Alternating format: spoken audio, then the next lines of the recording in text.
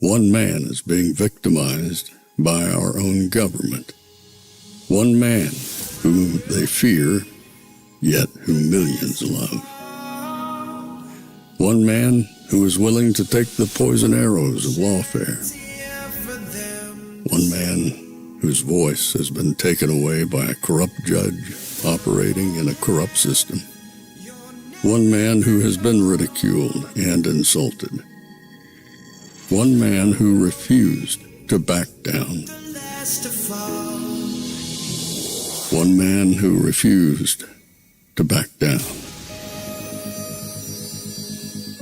One man who refused to back down. One man who stands between us and them. One man that wants to see America protected again. One man who wants to see America prosper again. One man who understands that a man is a man and a woman is a woman. One man who understands and protects the blessing of life. One man who wants to restore American exceptionalism. One man who once again wants to make America that shining city on a hill for all to see. A place where all the people of the world glowingly set their eyes upon. America. One man who unashamedly wants to make America great again. That one man is Donald Trump.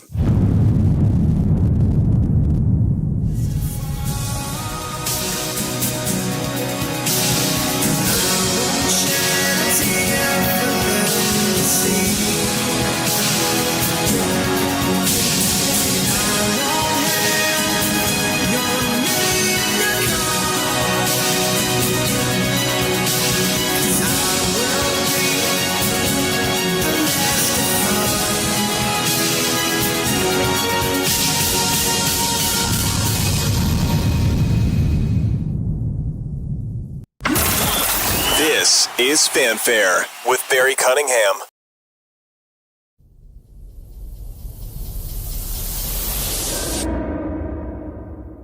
Numa, ma, na, ma. Numa, ma. Numa, ma, na, ma.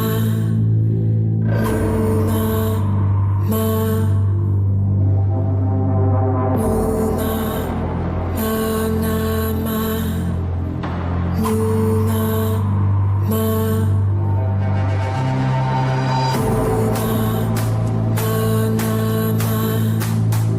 Numa,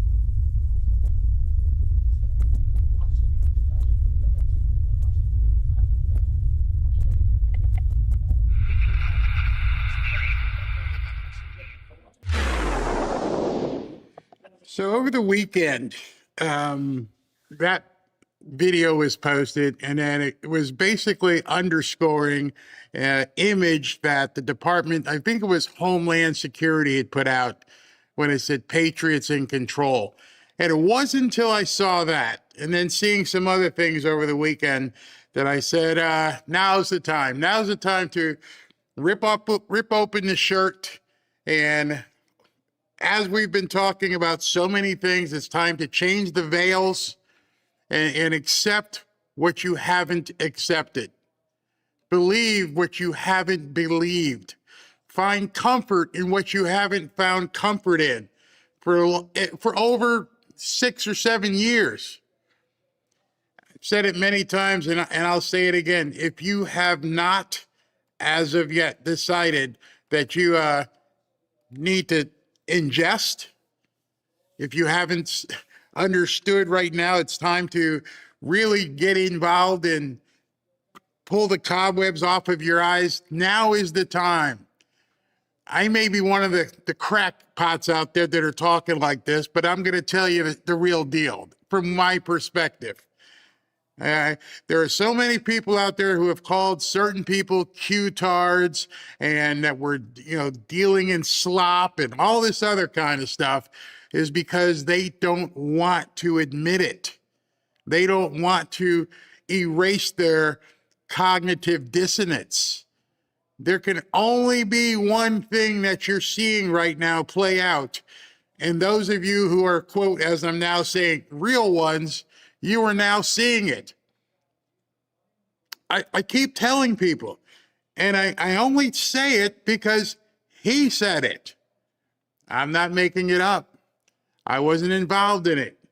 I just was a child of study, of watching what was being said and what's been happening. And I try to remind you as much as possible. But I'm going to ask you a series of questions right now that I guarantee you most of you won't be able to answer correctly. Everybody can answer. I don't think you're going to be able to answer correctly because most people have been missing it. Not because I've got some sort of giant brain, but because I've been paying attention. And I see stuff on X and I see how people are talking, and I realize either they are completely missing it or they are trying to lead people afoul on purpose.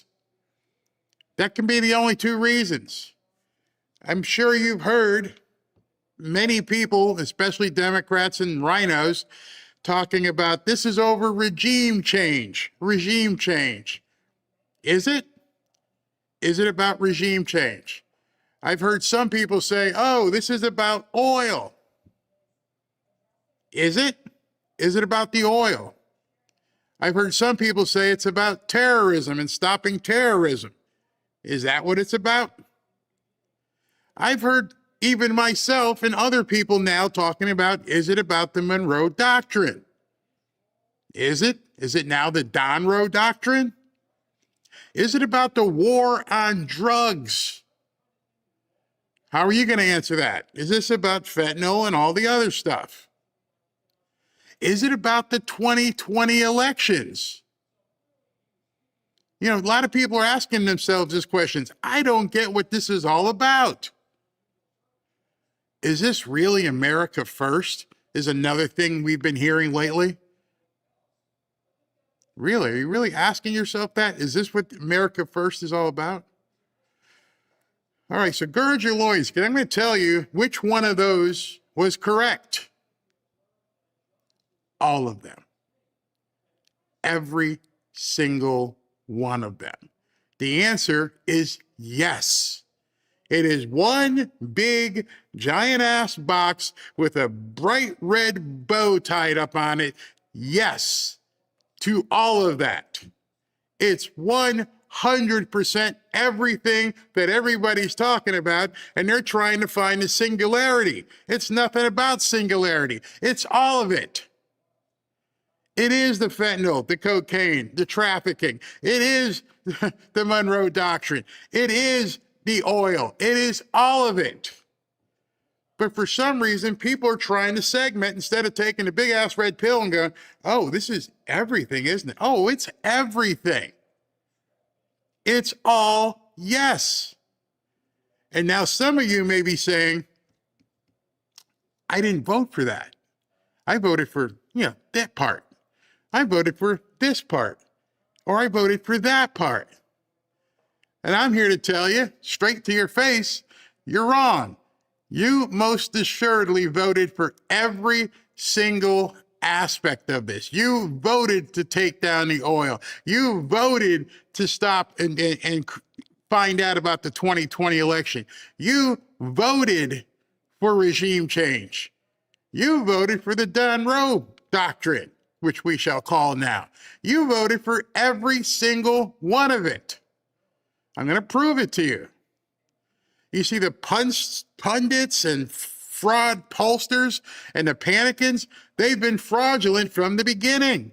They were pawns in a huge choreographed play to convince useful idiots not to look here. They didn't want people looking at the totality of the words you're hearing bandied about everywhere now. A word, if you look on Google Trends, has just shot up in the last 3 or 4 days. We're no longer talking about America. We're talking the hemisphere. And oh my God, we didn't want America to be imperialistic until you look at what every single one of those breadcrumbs means. Every single one of these pollsters, fraudsters, panicans, rhinos are adrift in a sea of overblown self-importance because they feel they know better than Donald Trump and his team. Did you not realize it would come to this? Did you not realize it would take a world war of sorts? When I say of sorts, because it's not what people associate with world wars. People aren't used to hearing what this kind of war is. It's most assuredly a war. I don't know if that's reason enough to take the red pill, because you're in a world war. You may just not know it. There's nobody kicking in your front door. You can still do what you want, but you are in a world war and you need to understand it. And I want to ask you, why didn't you realize it all along? He told you. He absolutely told you where things were headed. And now we've got people all over X trying to analyze, I didn't vote for this, I didn't vote for that, then you didn't vote for Trump. You know, people call me the bootlicker and the nut sniffer and everything else is because, yeah, I support him fully. And I followed along, and I'm going to show you some things that if you've been following Trump, you saw, but you went, oh, what time's dinner, honey? I just heard Trump speak. But you didn't really hear what he said. You see, for some of us, we were made fun of, we were scorned, we were shunned. But look at what you're seeing right now. You are seeing it happen in real time, and it was foretold to you, and you didn't understand. So I'm going to tell you right now what you didn't understand. I'm going to tell you why even Tim Walz walking away is part of this same thing. And it's very simple. I think this clip is probably like 10 seconds.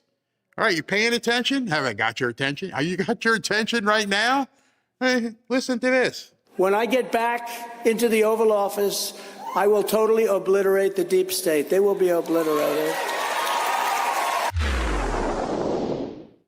And there's your answer.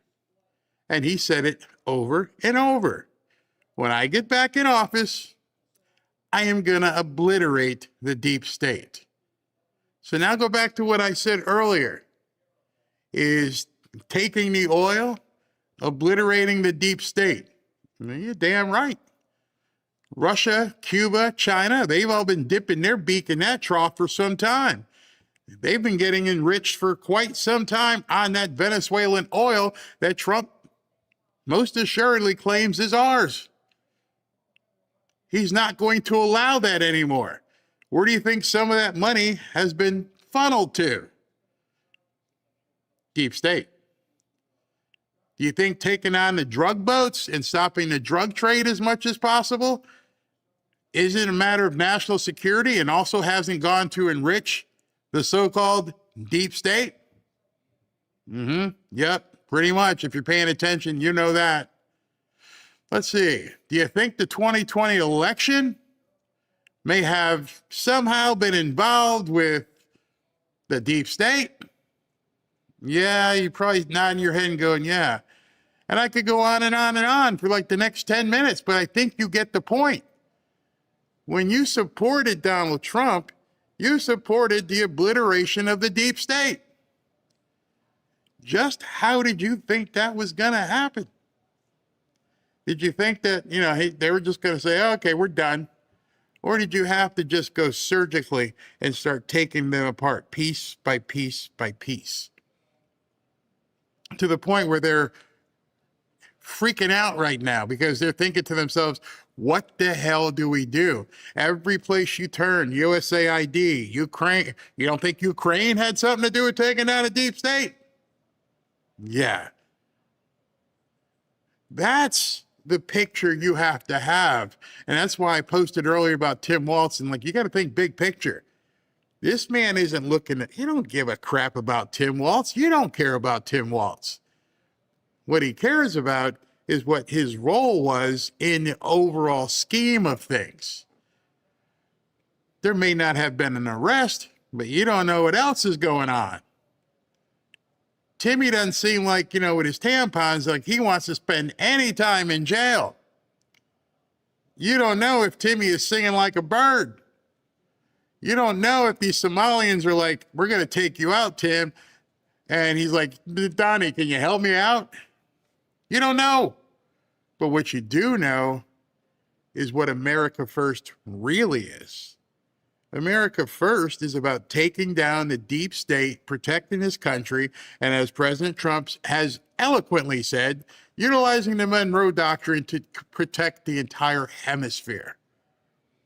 So when there's people talking about, I didn't vote for this, those are the panicans, because the rest of us absolutely voted for it because you heard it. When I get back into the Oval Office, I will totally obliterate the deep state. They will be obliterated. And hopefully I've spurred some information or something with you where you're like, oh, yeah, he said it over and over and over again. And if you keep that first in your mind and say, what's he doing? Oh, he's obliterating the deep state. All the other stuff, you can go, yep, that's part of it. Oh, yeah, he just did that. Oh, yep. Oh, yeah, I can take care of the deep state. I found out something over the weekend I didn't know. I only know because there's some action happening around the facility. But did you know Smartmatic is headquartered in Boca? I mean, like a couple miles from me. I'm going to drive over there after this show and take some video. Smartmatic is headquarters right here, literally 15 minutes away from Mar-a-Lago. There's so much happening right now. Instead of like trying to wade into this stuff, maybe start consuming, going back and reconsuming some of the stuff that President Trump said, because I think it'll help you reaffirm your vows to America First, and realize this is all America First. Yeah, take down them drug dealers and nuke those boats. Yeah, take down Maduro. Hey, do something with Cuba and Colombia. That is purely making America first. So if that's not what you thought when you voted, if you really didn't realize what America First was, either you weren't paying attention or you weren't serious. I'm going to hope it was the first part, the former, that you just weren't paying attention. Because I know there was so much stuff flying at you and so many people on X posting, and the only one I could really put any credence to was the guy I'm voting for. What did he say? I have an entire drive. I have an entire drive dedicated to President Trump's speeches and different things that he says. And sometimes he'll talk for 45 minutes and I'll be writing or something. Whoa, What did he just say? I'm going to show you the interview he did on the plane last night coming back from Palm Beach heading up to Washington. Oh, there were some nuggets in there too. In the last 12 hours, been a whole lot of nuggets flying around. Obviously, you know, Maduro went to court and, you know, he did his thing. I'm not guilty. I'm the president. Yeah, look at me now. I'm the president of Venezuela. So I just want you to take some comfort in understanding that what you voted for is actually what's happening. Then I want you to see what happened this morning at the United Nations. I don't know if you heard what Marco Rubio said, but Marco Rubio said, I don't give a shit what the United Nations thinks. That's exactly what we want him to say. We don't, the news people are like, oh my gosh, I can't believe you said it. That's because you're not America first. I don't know what you are, but you're not America first. Because if you're America first, yeah, I don't care about the United Nations, and I don't care about so-called international law. You can take that and pound with it. Do something. There's not a country in the world right now, including China, that wants to stand up to this guy on their own. The only thing that's going to slow him down is the internal BS, which little by little he's going to be taken care of. All the people who kept saying, oh, nothing's happening. Well, number one, you weren't privy to what was happening. And number two, now that it's happening, what do you say now? Oh, it's not that's not what I wanted to see happen. I wanted to see the Epstein files. Oh, now I remember me telling you priorities. I compared it to when you're on an airplane and they tell you when the thing falls down, secure yourself first before you start securing your kids and things, because we need you functioning. We need America ready. We need the head of our government ready. Now we'll start taking care of the little kids. Timmy Waltz. Don't know what happened, but, you know, we could see. And then today, the name Waltz, Mike Waltz, appeared at the United Nations, where the Somalis were running the meeting. You can't make this up. This past weekend, colleagues, the United States successfully carried out a surgical law enforcement operation facilitated by the U.S. military against two indicted fugitives of American justice, narco-terrorist Nicolas Maduro and Celia Flores. Colleagues, Nicolas Maduro is responsible for attacks on the people of the United States, for destabilizing the Western Hemisphere, and illegitimately repressing the people of Venezuela. As Secretary Rubio has said, there is no war against Venezuela or its people. We are not occupying a country. This was a law enforcement operation. All right, so I want to stop you right there, because this is another thing that the Panikins and everybody else is talking about. There was no legal authorization, blah, blah, blah, blah, blah. You may not have realized it because most of the news doesn't report it, but you do know that President Trump declared this a terrorist organization. That's very key, because if you're not following up on the proclamations that get put out, what all the presidential actions, and if you don't know what those presidential actions mean, then the stuff that comes down the road, you're like, he wasn't supposed to go do that. He can't just go into a sovereign country and snatch somebody up. Really? What happens if you declare somebody a terrorist? Media's not even talking about that. Maduro was concluded to be a narco-terrorist, which is what Mike Waltz said here. So as a terrorist, I don't need congressional approval. In addition to the Monroe Doctrine, which some people today are saying it's not law. Really? How come the other presidents could use it? The spin will get you going crazy if you don't follow specifically what President Trump is doing. In furtherance of lawful indictments that have existed for decades. The United States arrested a narco trafficker who is now going to stand trial in the United States in accordance with the rule of law for the crimes he's committed against our people for 15 years. A similar action was taken in 1989 against Manuel Noriega. He was arrested. All right, so he's breaking it down for the United Nations because they may have faulty memory or they weren't paying attention either. You guys remember this guy, Manuel Noriega?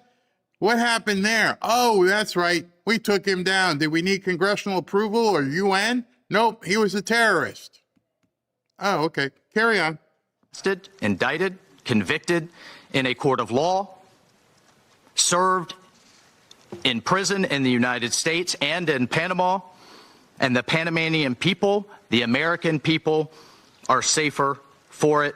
And undeniably, the region was more stable. This law enforcement action was directed consistent with the President of the United States' responsibility as Commander-in-Chief to protect Americans at home and abroad against a fugitive who is directly responsible for narcoterrorism that has killed hundreds of thousands of Americans and created destabilizing violence throughout our hemisphere. Nicolas Maduro and his co-defendant, Celia Flores, have been transferred here to the United States to stand trial for their crimes.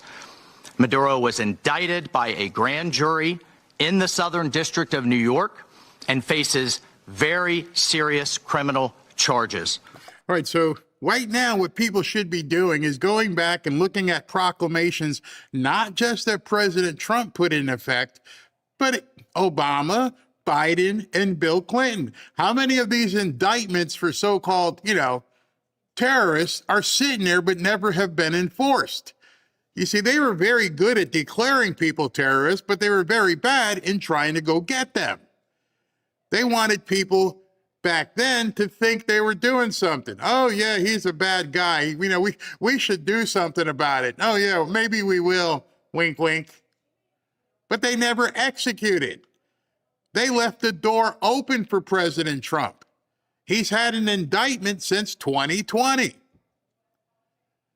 So now, notice the terminology that they're using. They keep saying narco-terrorist, because as a terrorist, there's nothing the United Nations can even do now. Or his involvement in a wide-ranging conspiracy to conduct narco-terrorism, to traffic cocaine and other drugs, and conducting international weapons trafficking. The overwhelming evidence of his crimes will be presented openly in U.S. court proceedings. Colleagues, Maduro is not just an indicted drug trafficker. He was an illegitimate so-called president. He was not a head of state.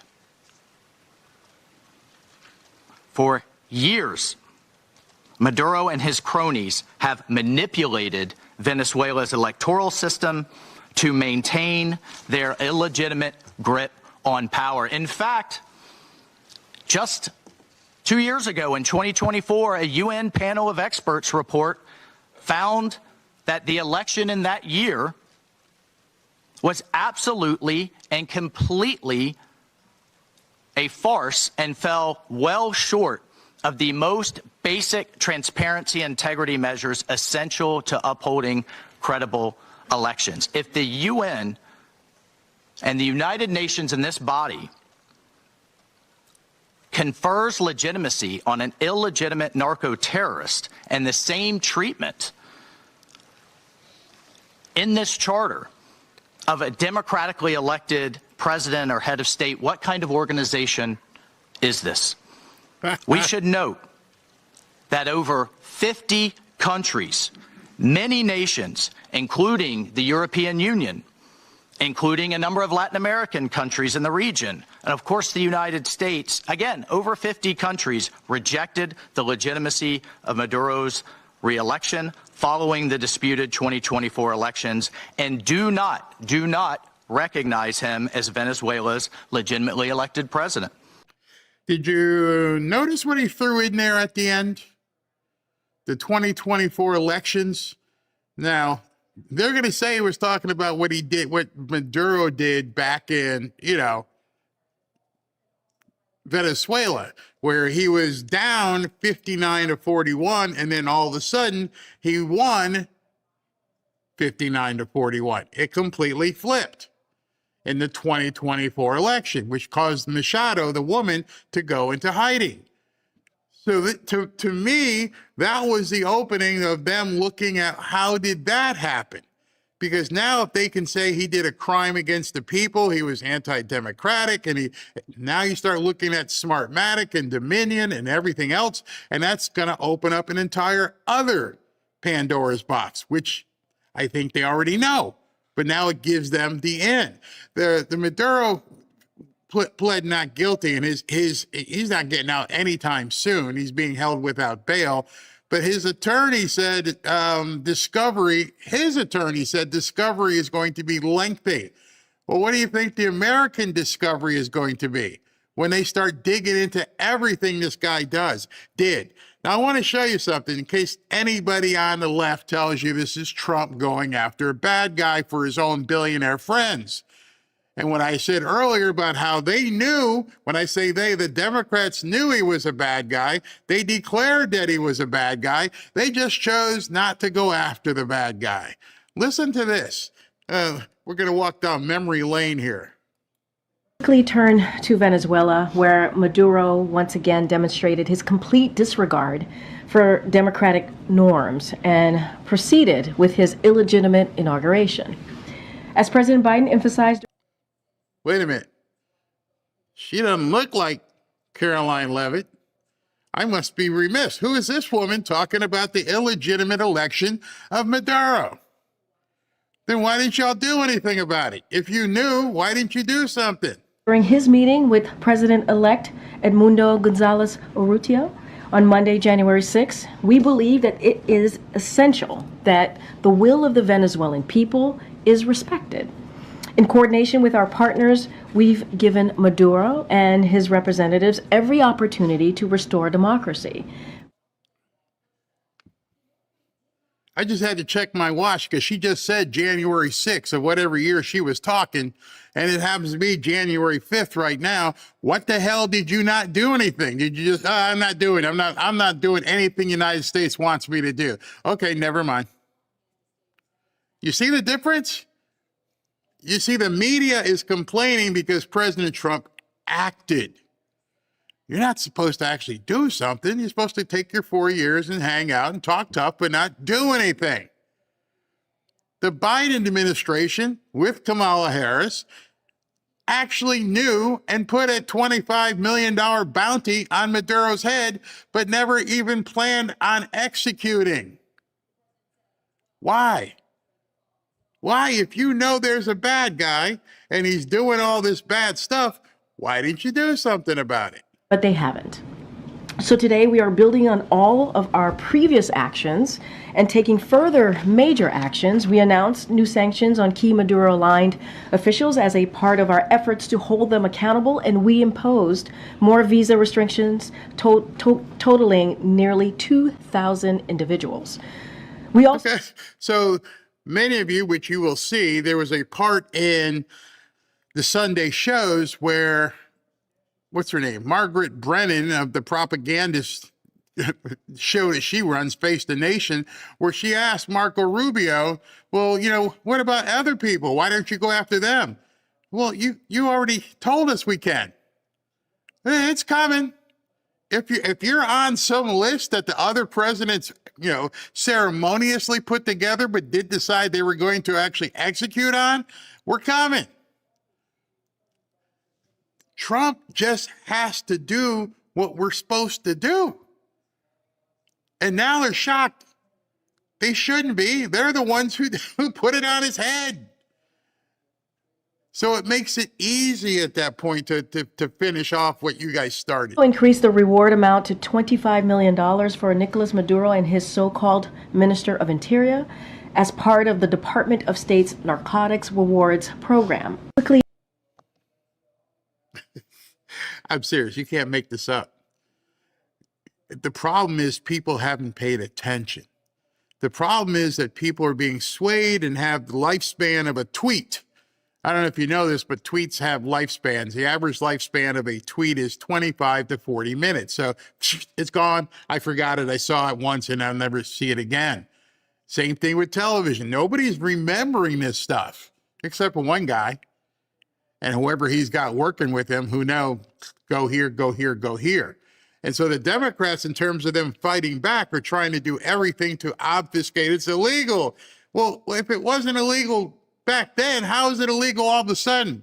Oh, because Trump's doing it and the deep state's in trouble. That's the difference. That's that they don't want you to see what you have already seen. They don't want you to remember what you have forgotten. Think New York City.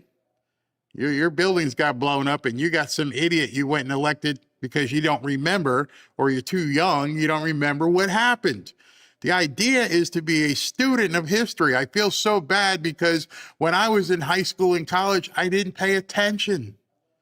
How much stuff was cyclical? What's the old saying? If you don't know your history, you're bound to repeat it. Well, how many of you right now are thinking to yourself, I didn't know all this stuff.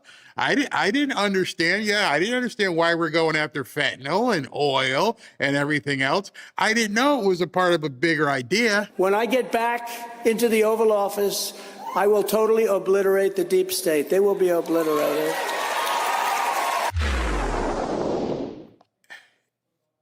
This is part of obliterating the deep state.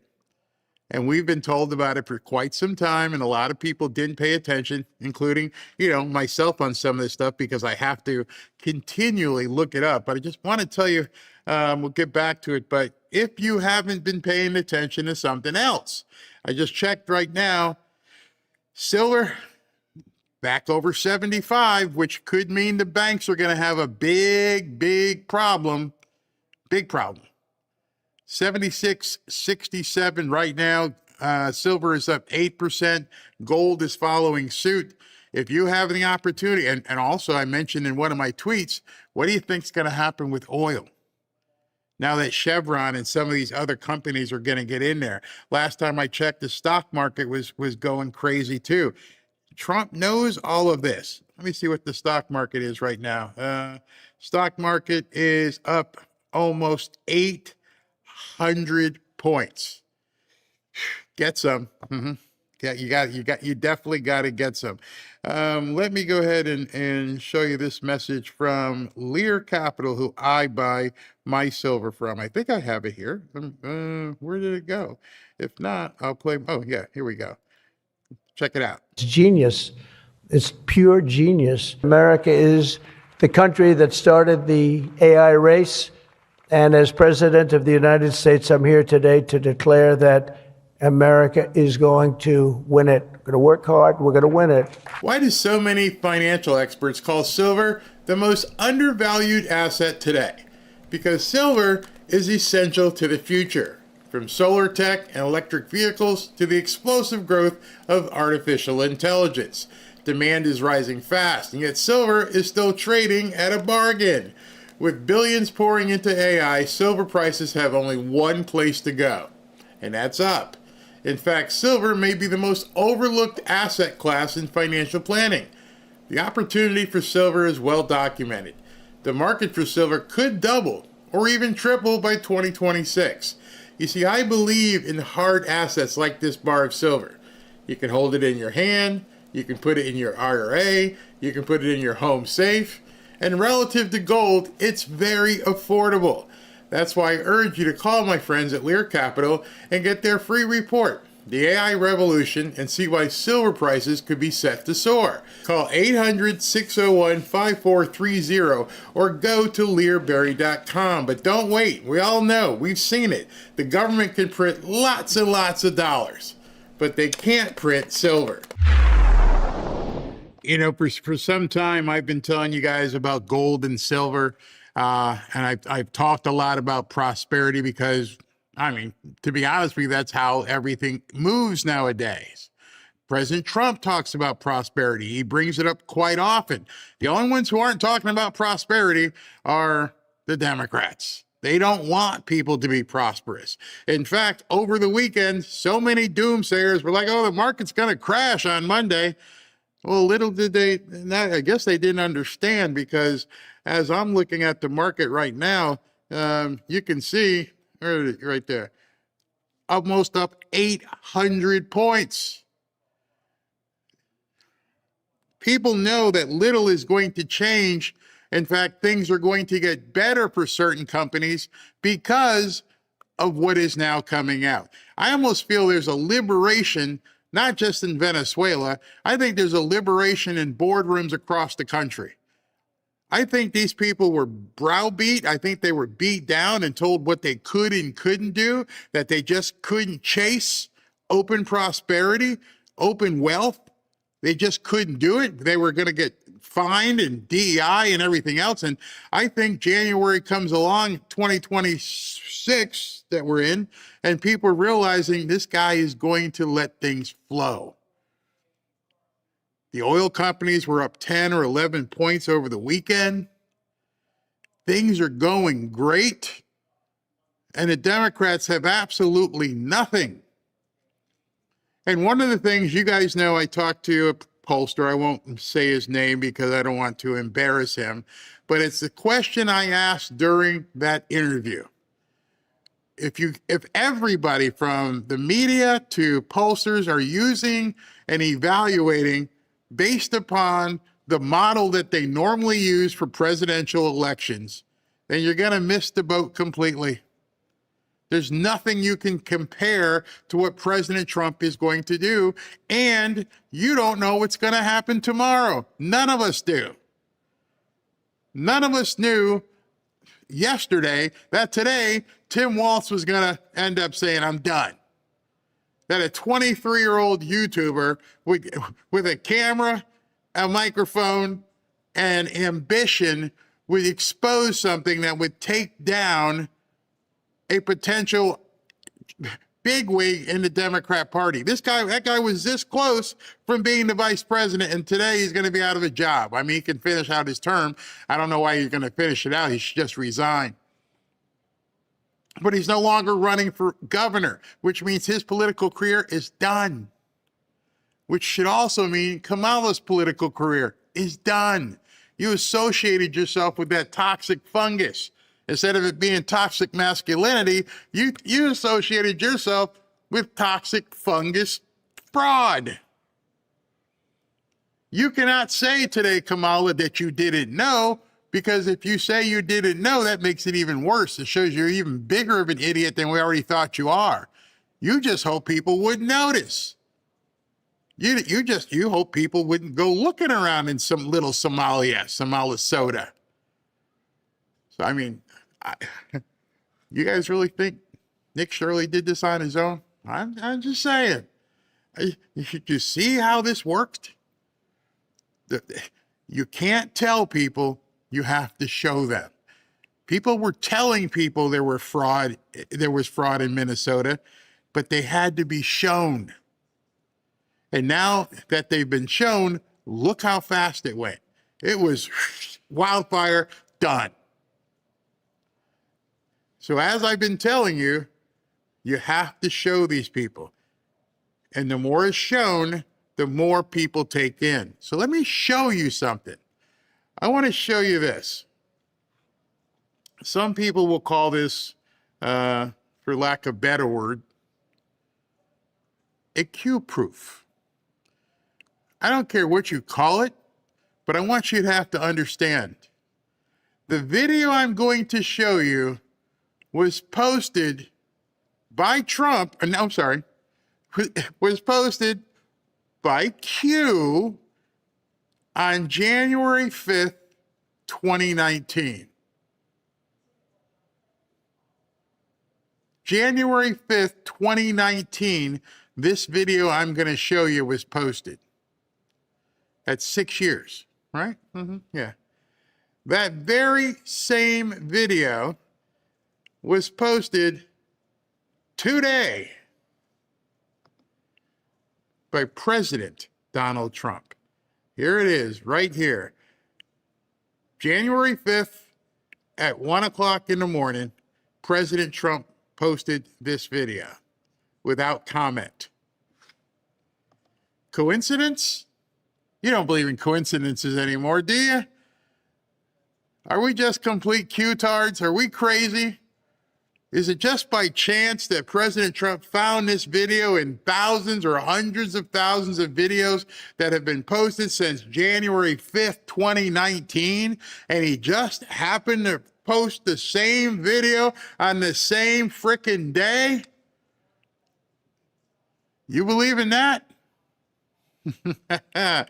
Oh, if you believe that, I guess I got nothing for you. But here's a video that was posted by the 17th letter on January 5th, 2019, that President Trump posted today. That is a calm. That is a calm. Is about replacing a failed and corrupt political establishment with a new government controlled by you, the American people.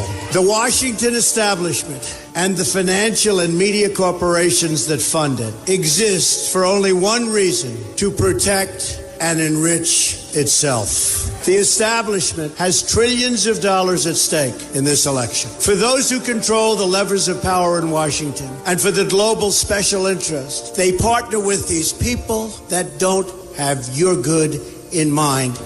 Our campaign represents a true existential threat like they haven't seen before.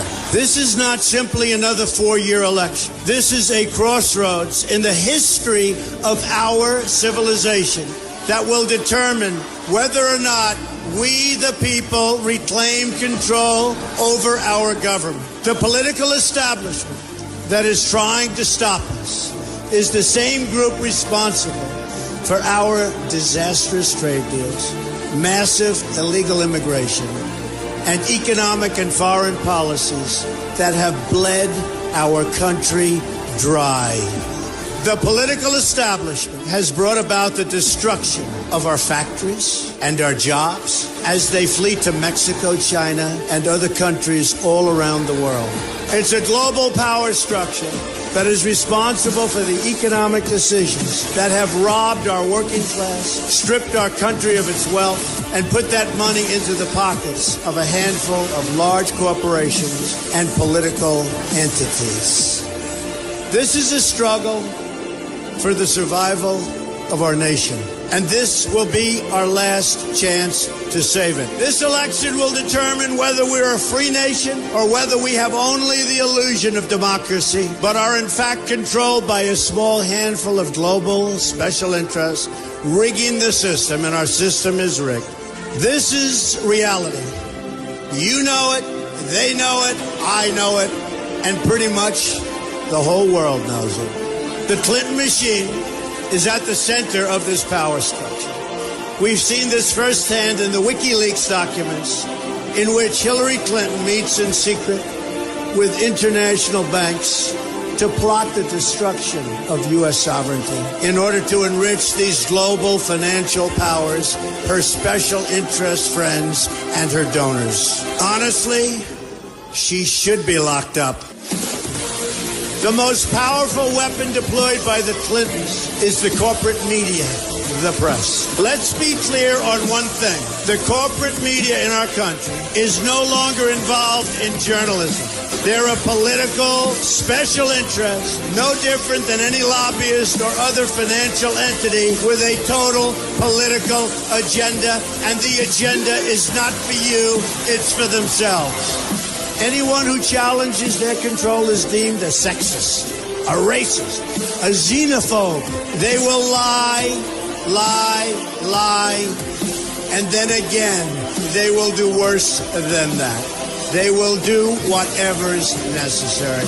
The Clintons are criminals, remember that. This is well documented, and the establishment that protects them has engaged in a massive cover-up of widespread criminal activity at the State Department and the Clinton Foundation in order to keep the Clintons in power. They knew they would throw every lie they could at me and my family and my loved ones. They knew they would stop at nothing to try to stop me. Nevertheless, I take all of these slings and arrows gladly for you. I take them for our movement so that we can have our country back. I knew this day would arrive. It's only a question of when.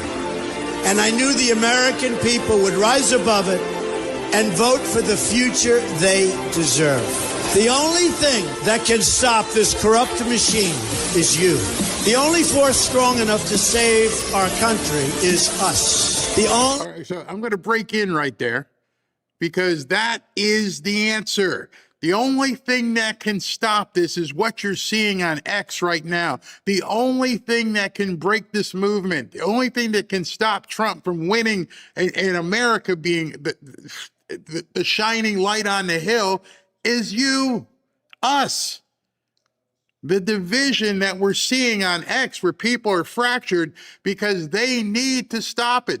I believe fully that they've been activated in some way, shape, or form to go out there and destroy MAGA. Remember, you're watching a video from 2019. And everything he's saying, especially about the racists, homophobes, you heard it. Do you remember it? They're using the same damn playbook. And they realize at this point, we can't stop him. We have to stop you guys. The people brave enough to vote out this corrupt establishment is you, the American people. Our great civilization has come upon a moment of reckoning. I didn't need to do this, folks, believe me. I built a great company, and I had a wonderful life. I could have enjoyed the fruits and benefits of years of successful business deals and businesses for myself and my family, instead of going through this absolute horror show of lies, deceptions, malicious attacks. Who would have thought?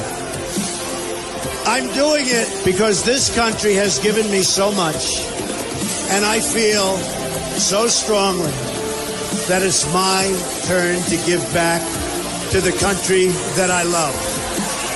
I'm doing this for the people and for the movement, and we will take back this country for you, and we will make America great again.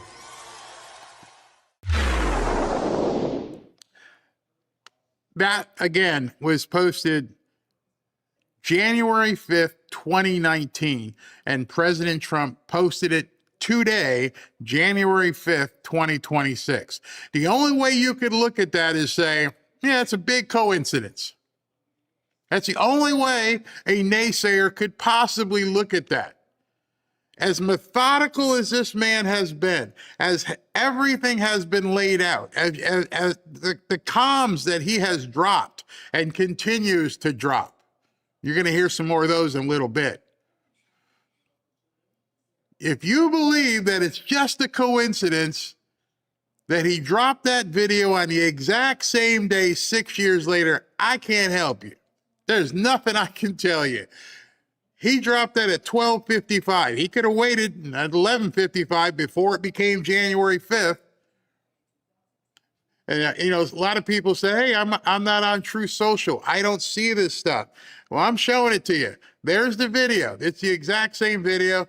And just to prove it, there is the timestamp. January 5th, 2026, 12:55.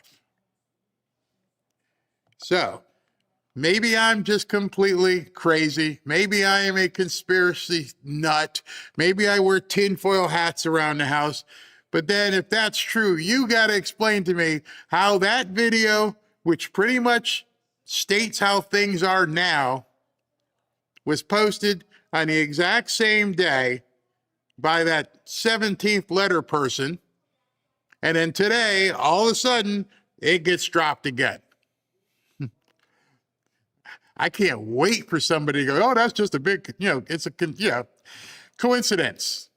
Okay. Okay. Oh man. I got so much more for you, but let me talk to you about Brightcore real quick. I woke up so pumped this morning. Did you know that U.S. life expectancy peaked at 78 years in 2014, and global life expectancy is declining for the first time in 30 years because people are aging faster than ever before? This is due to more toxins in the air, whether naturally occurring or not, chemicals in our soil and in our food, and other external factors that are new to us. What most people don't know is that we can actually fight aging on a cellular level. There have been anti-aging studies that have been produced, and these studies have shown, and scientists have discovered, that kimchi actually slows the aging process of human cells, helping protect them and delay aging at the cellular level. The power of nature can outweigh the power of pharmaceuticals without the nasty side effects. And now you can get all the benefits of kimchi in a simple capsule with Kimchi One. Each capsule delivers over 900 probiotic strains plus antioxidants and enzymes that support your digestion, your metabolism, and your skin health from the inside out. As we age, we become more susceptible to microbial threats. And Kimchi One is a natural antimicrobial which helps your body fight off harmful bacteria, viruses, and even toxins while boosting immunity and energy. You see, I'm kind of pumped today. I took my Kimchi One. Best of all, Kimchi One is 100% made in the USA, all natural and non-GMO. Support your gut, protect your cells, and help you feel younger every day with Kimchi One from Brightcore. Now, I guess it's funny. I got to tell you a quick story.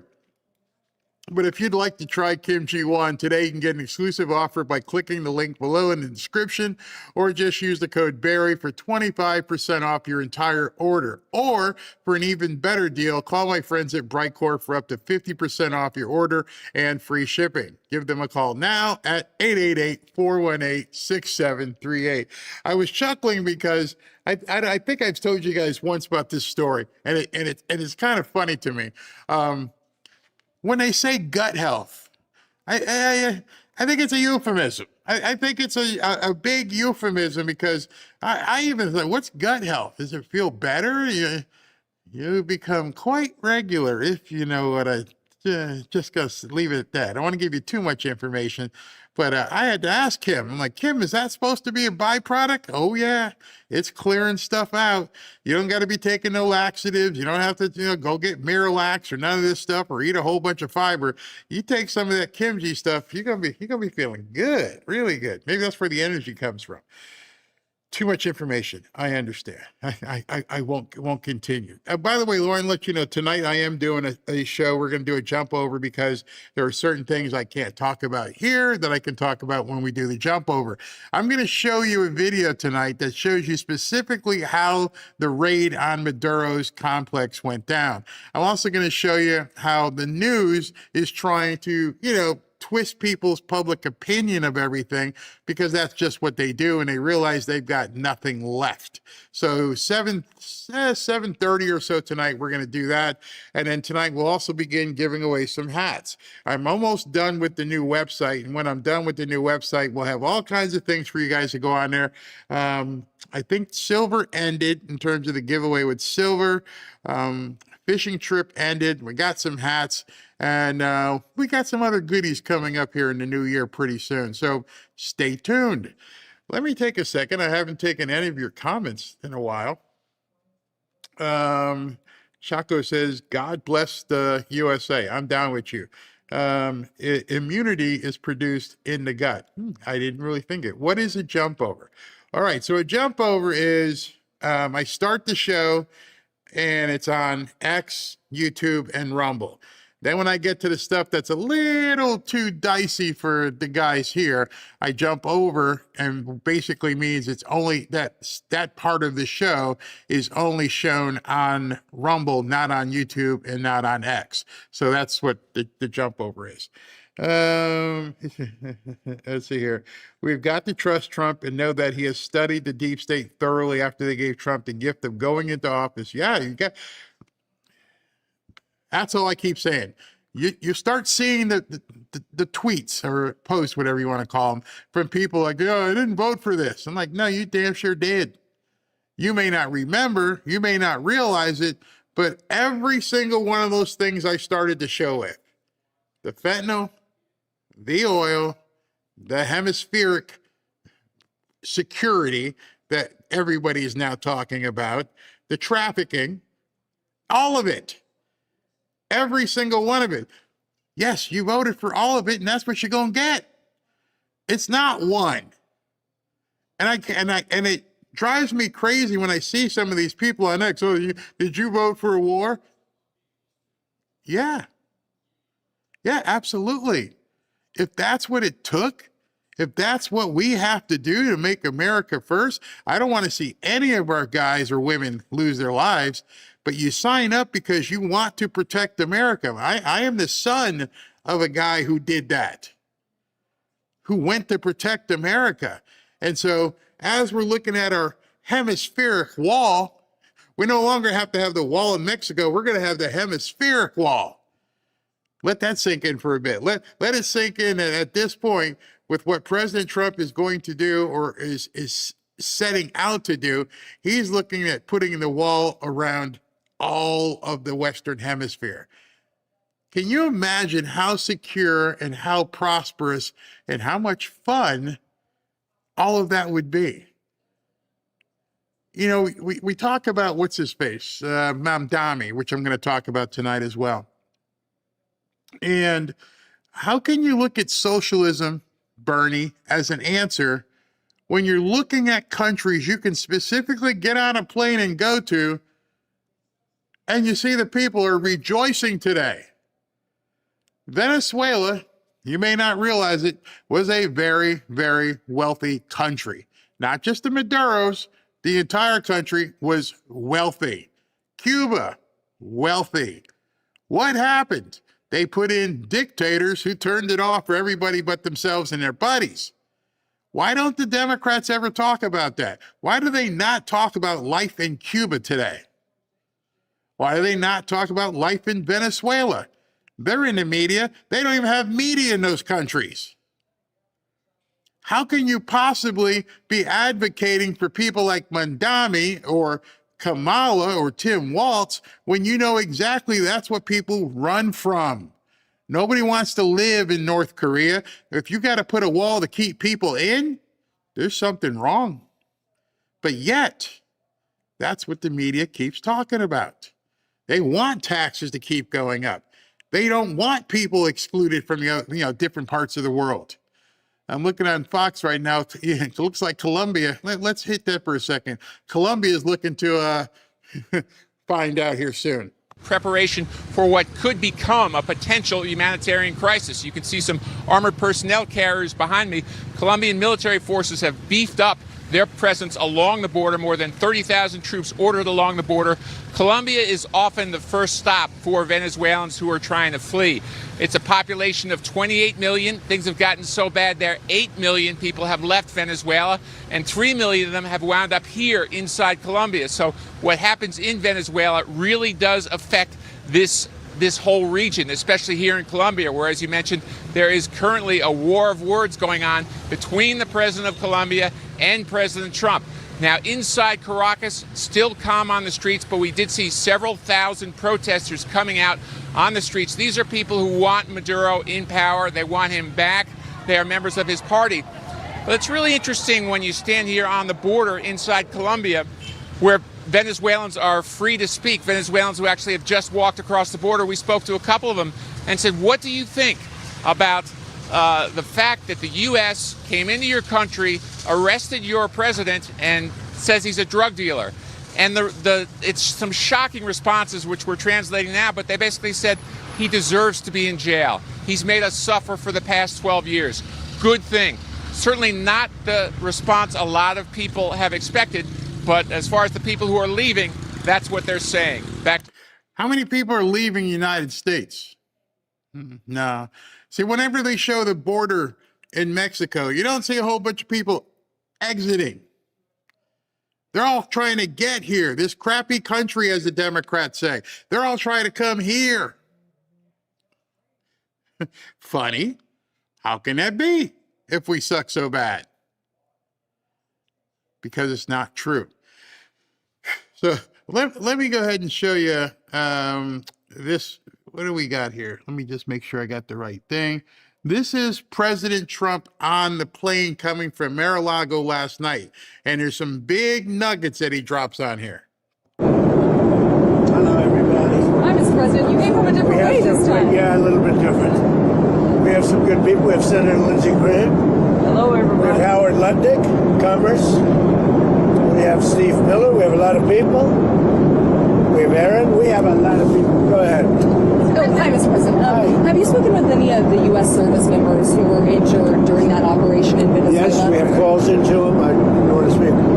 They're all in good shape. Can you detail what watching that was like when all this played out in Venezuela and what Maduro was doing that moment? Well, I knew the possible danger. I mean, it was a very dangerous operation. It was amazing that we had a few injured, but all are in good shape right now. But I knew there was great danger. You got off a helicopter. The helicopters were being shot at. They got on the ground. They were amazing talent and tremendous patriotism, bravery. The bravery was incredible. Lindsay, they got off the helicopter and the bullets were flying all over the place. As you know, one of the helicopters got hit pretty badly, but we got everything back.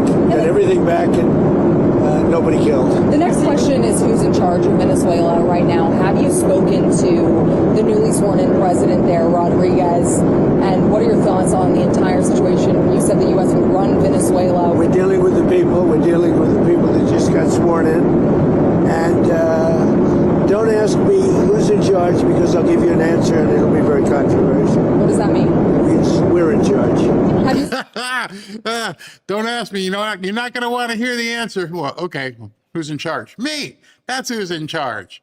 I saw a couple of you guys were asking questions about why is Lindsay there? I don't know. Understand this plane, Air Force One, left West Palm Beach and flew to Washington, which means Lindsay had to have been at Mar-a-Lago.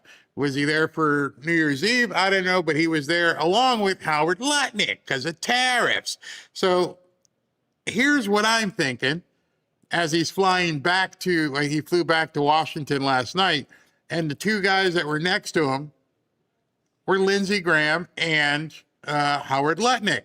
So I'm wondering if there was some discussions that were happening down here in Palm Beach regarding what they're going to be doing economically and what he may need Lindsey to do inside the Senate, possibly to get John Thune to get off his ass. Spoken with her?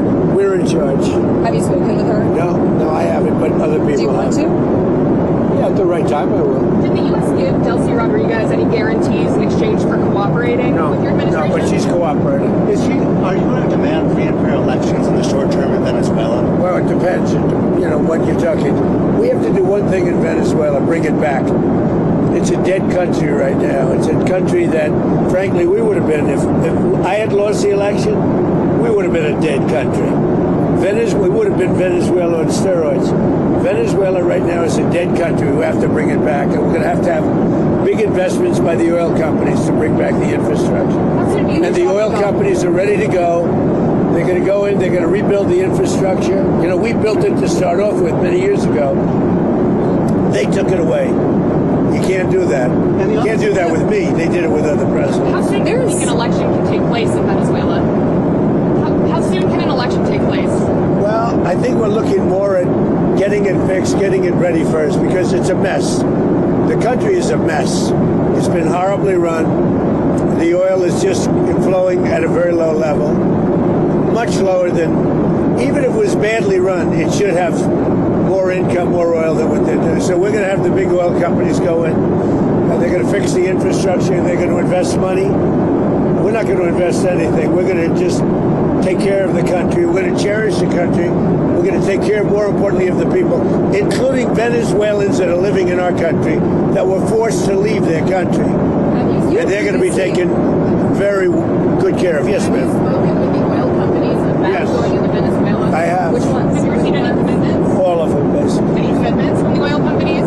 They want to go in so badly. Did you speak with them before the operation took place? Yes. Did you maybe tip them off? Before and after. And they want to go in, and they're going to do a great job for the people of Venezuela.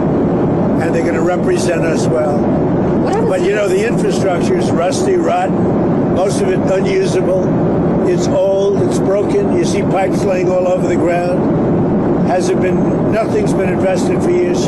Chevron's in, as you know, they've done a good job, but even they haven't been in a position to invest money because they're on a month-to-month basis.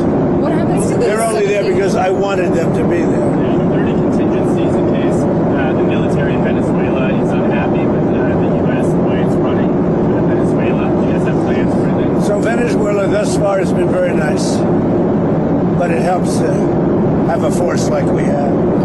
I had to jump in because I'm monitoring the chat and I'm looking at stuff, and I got to call something out.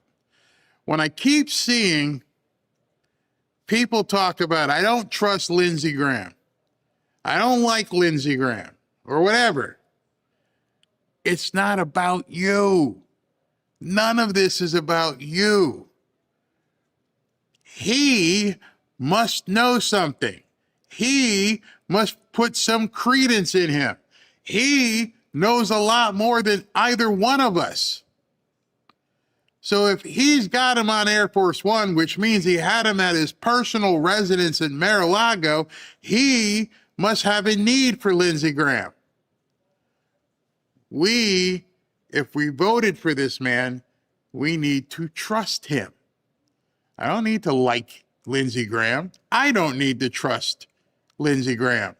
As long as Trump has a need for him, and obviously he does, and you voted for him, well, either you let the guy cook or you don't support him anymore. Yes, sometimes Lindsey can come off as a weasel and he seems two-faced, but unless you think Trump doesn't know what he's doing, what are you saying? I just watched a man talk about a mission where they flew across into another country, dropped down, rappelled into the area, he and his wife got back up the plane, took off in like 2 hours and took over the country per se, or liberated the country. And if you're seeing Lindsey on this plane, more than likely, Lindsey was there when it happened. I don't know if he was in the skiff. I didn't see any pictures of him in the skiff, but I'm pretty sure he found out almost immediately thereafter if he wasn't there. So what does that say about Lindsey Graham's relationship with President Trump? And I'm not trying to convince you to like Lindsey Graham, but obviously the guy you voted for has a use for him. You know, we were ready for a second wave. We were all set to go, but we don't think we're going to need it. There's about $17 billion worth of oil reserves in Venezuela. Is that going to be... You mean trillion? And is that going to be something... You said billion or trillion? I said billion. You said 17 billion? It's much more than that. How stupid is the media? This woman probably has an earpiece in, something like this, and they're telling her, ask this question. And he's like, wait a second, did you say 17 billion? I think they took 17 billion out yesterday. It's trillion, Ron. So what is going to happen to those reserves? Well, we're going to run everything. We're going to run it, fix it. We'll have elections at the right time. But the main thing you have to fix, it's a broken country. There's no money. There's inflation. Like we would have had, if I didn't win this election, we would have been Venezuela on steroids. Lindsey would know that. You might say something on that because we were talking before. We would have had a doubling up of very bad things that cost us a lot of money, like welfare, frankly. We wouldn't have had jobs. And instead of having $18 trillion in, we would have had at least $5 to $10 trillion leaving the country. So our costs would have gone up, and all of the money we're setting a record. It's long broken. And that's it. That's after 10 months. We haven't included the 11th month yet. So we think we're going to hit over $20 trillion. The all-time record is 3 by another country known as China. About 10 years ago, they did 3. We're going to do close to 20 trillion. By the way, there has never been anything like this ever before. And it's all because of tariffs and the election, but it's because of tariffs. There was a time. Without tariffs, we wouldn't have 10 cents being invested. There was a time back in 2016, I remember your RNC speech, and you were saying that regime change and nation building. Where? When you were speaking at the RNC back in 2016, you were criticizing regime change and nation building, that you U.S. being involved in that. It seems obviously that your stance has changed on that. What led to that? And is the U.S. nation building now? Is that This isn't a country that's on the other side of the world. This isn't a country like where you have to travel 24 hours in an airplane. This is Venezuela. It's in our area. The Don Road Doctrine.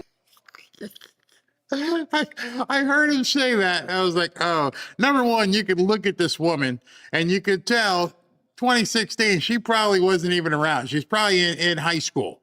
So she has no idea what the hell's going on. And now he just dropped the Don Road Doctrine on her. And she's probably like, excuse me, can you guys talk about this? I'm not really sure. What the hell is he talking about, the Don Road Doctrine? Help, help. Is that what you would say, that we're in the business of nation building? No, we're in the business of having countries around us that are viable and successful, and where the oil is allowed to freely come out because that's good. It gets the prices down. That's good for our country. Now, we have a very sick neighbor. It's not a neighbor, but it's close to a neighbor. And that's Venezuela. It's very sick. Colombia is very sick, too, run by a sick man who likes making cocaine and selling it to the United States. And he's not going to be doing it very long, let me tell you.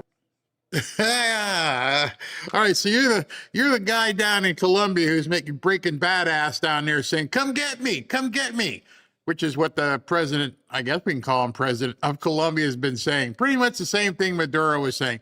These Latin guys love to stand up and pretend like they're the big king. And he's up there taunting President Trump saying, come get me, I dare you. Seriously, bro? Seriously? You're taunting Pete Hegseth and General Raising Cane and Marco Rubio and President Trump? You really want to do that right now? After what you just saw happen? Wow. What does that mean? He's not going to be doing it very long. He's not doing it very long. He has cocaine mills and cocaine factories. He's not going to be doing it very long. So there will be an operation by the U.S. and it sounds good to me. You got to listen to what the man says. Listen to, I think, what Paul McCartney did. Listen to what the man says. He doesn't F around. Like I in my thumbnail, Mr. FAFO. Are you going to do something? Yeah, I'd be okay with that.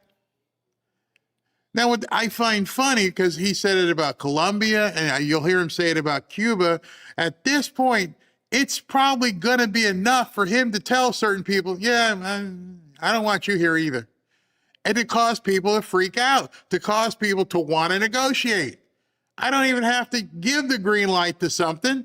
I can just say, yeah, I'd be okay with you disappearing. Watch for any sort of documents or anything that says that, you know, Colombia is trafficking, if they're a narco-terrorist organization. I mean, think about it. How long is Colombia, Bogota, the Medellin, how long have they been throwing Coyayo up here? Why has nobody ever done anything about it? I mean, we're talking decades. Pablo Escobar, they've made movies about the guy. They've always known Bogota was a hot spot for yayo. Why has nobody ever done anything about it? And now you have a president who's smiling on Air Force One. Yeah, I'd be okay with that. That would make me poop in my pants. You know why? Because they kill a lot of people, yeah. Secretary Rubio mentioned Cuba yesterday in his remarks. Does the U.S. have a plan to do? Well, Cuba always survived because of Venezuela.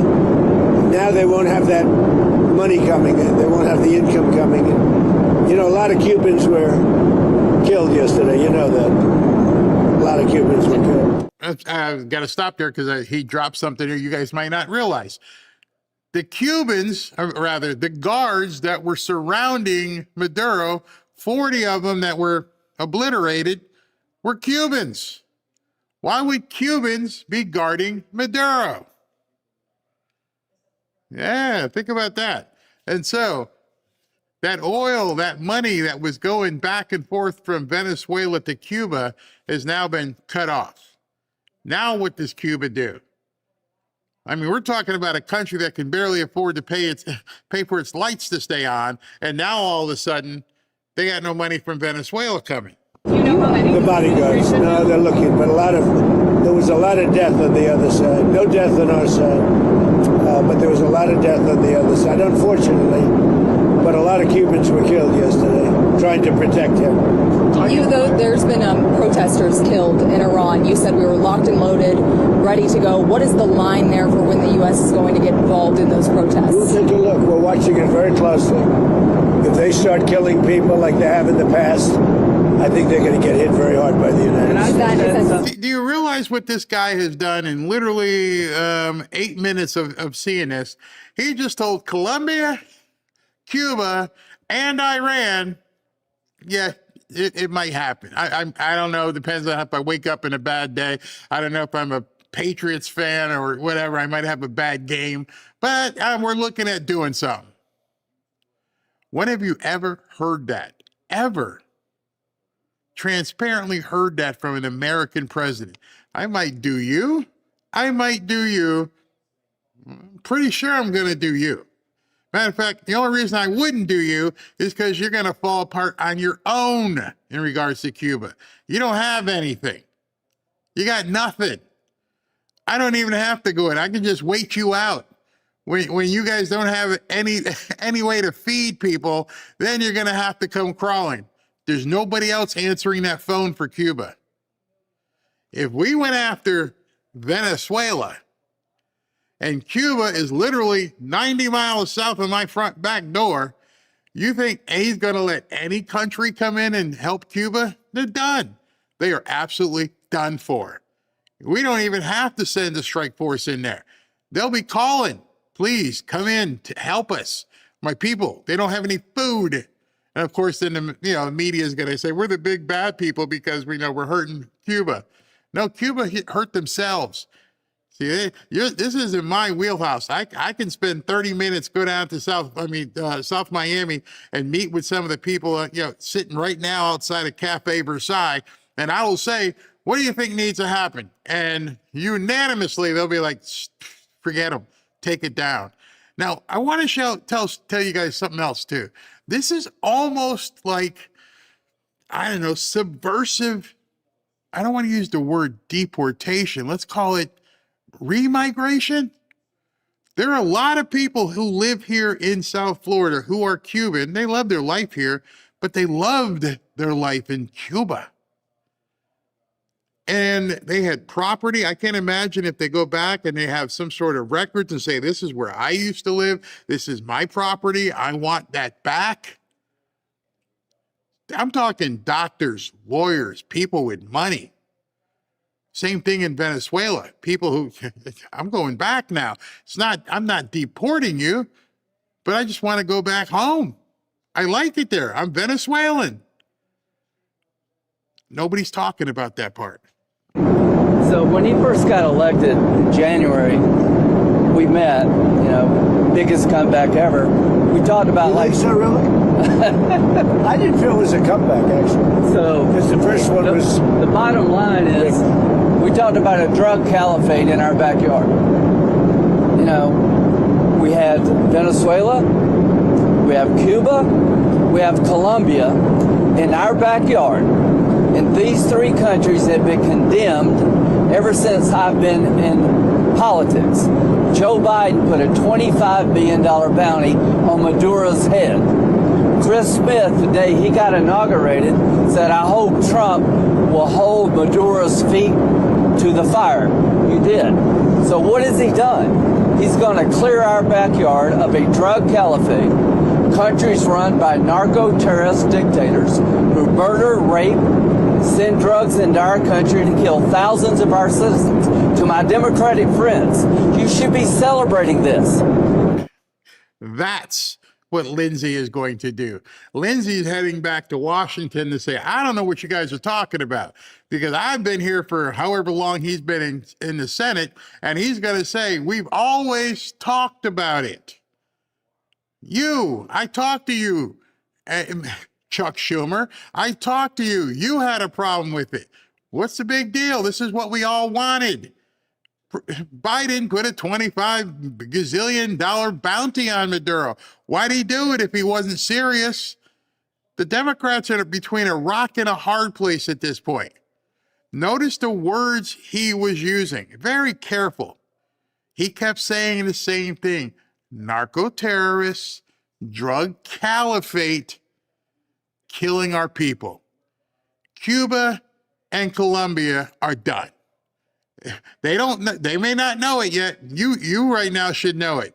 The words that they're using are basically telling you this Trump administration already feels that Colombia and Cuba have declared war on us. You don't use words like caliphate unless you are already feeling they've offended us. They've done something to us. They're not just out there doing, down in Bogota, making up cocaine. They're not just doing things in Cuba. They've issued a, quote, caliphate on us. So if you care about protecting Americans from terrorists, you're gonna do something. So right now, I hope they've got the pens or something because it's coming. It's not an if, it's just a matter of when, just by listening to the words that they're saying. Maybe now they're going to negotiate or something, but it's coming. Count on it. When bin Laden went down, I was the first to applaud President Obama. This was one of the most sophisticated military operations in the history of the country. What they were able to do was amazing. They knew we were coming. We had a good part of the Navy, and they were able to capture this man alive. No military in the world could have done it. And as to this commander-in-chief, he did something people talked about doing. You just wait for Cuba. He did something other people talked about. That's exactly what I said. You guys kept chirping. In fact, somebody asked me to play the clip of Chuck Schumer talking about somebody needs to do something about Maduro. Trump needs to do something. Oh, no, why? He actually did it? Because they never planned on actually executing. It was all talk. It was all a show.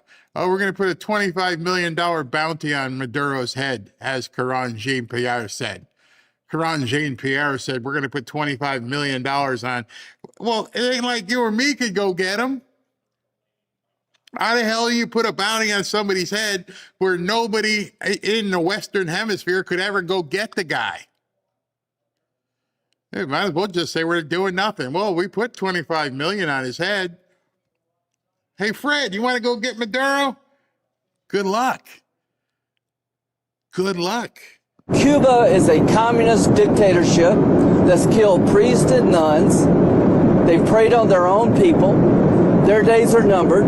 We're going to wake up one day, I hope in 26, in our backyard, we're going to have allies in these countries doing business with America, not narco-terrorist dictators killing Americans. I can't wait to talk to some of my Cuban friends because that wasn't even a calm. That was a direct statement. We're coming. We're going to be doing business in Venezuela. I can show you a story there where the bankers are already heading to Venezuela. The oil companies already heading to Venezuela. They're going to be looking at Cuba the same way. Remember when we saw the rendering of MAGA Gaza? Well, you don't think there's going to be a MAGA Cuba, a MAGA Havana, a MAGA Caracas? It's coming. Prosperity for all. The people in Venezuela, the people in Cuba. I know Cuba for a fact because I've met so many Cubans who were already prosperous. Of course people want prosperity. It is the natural inclination.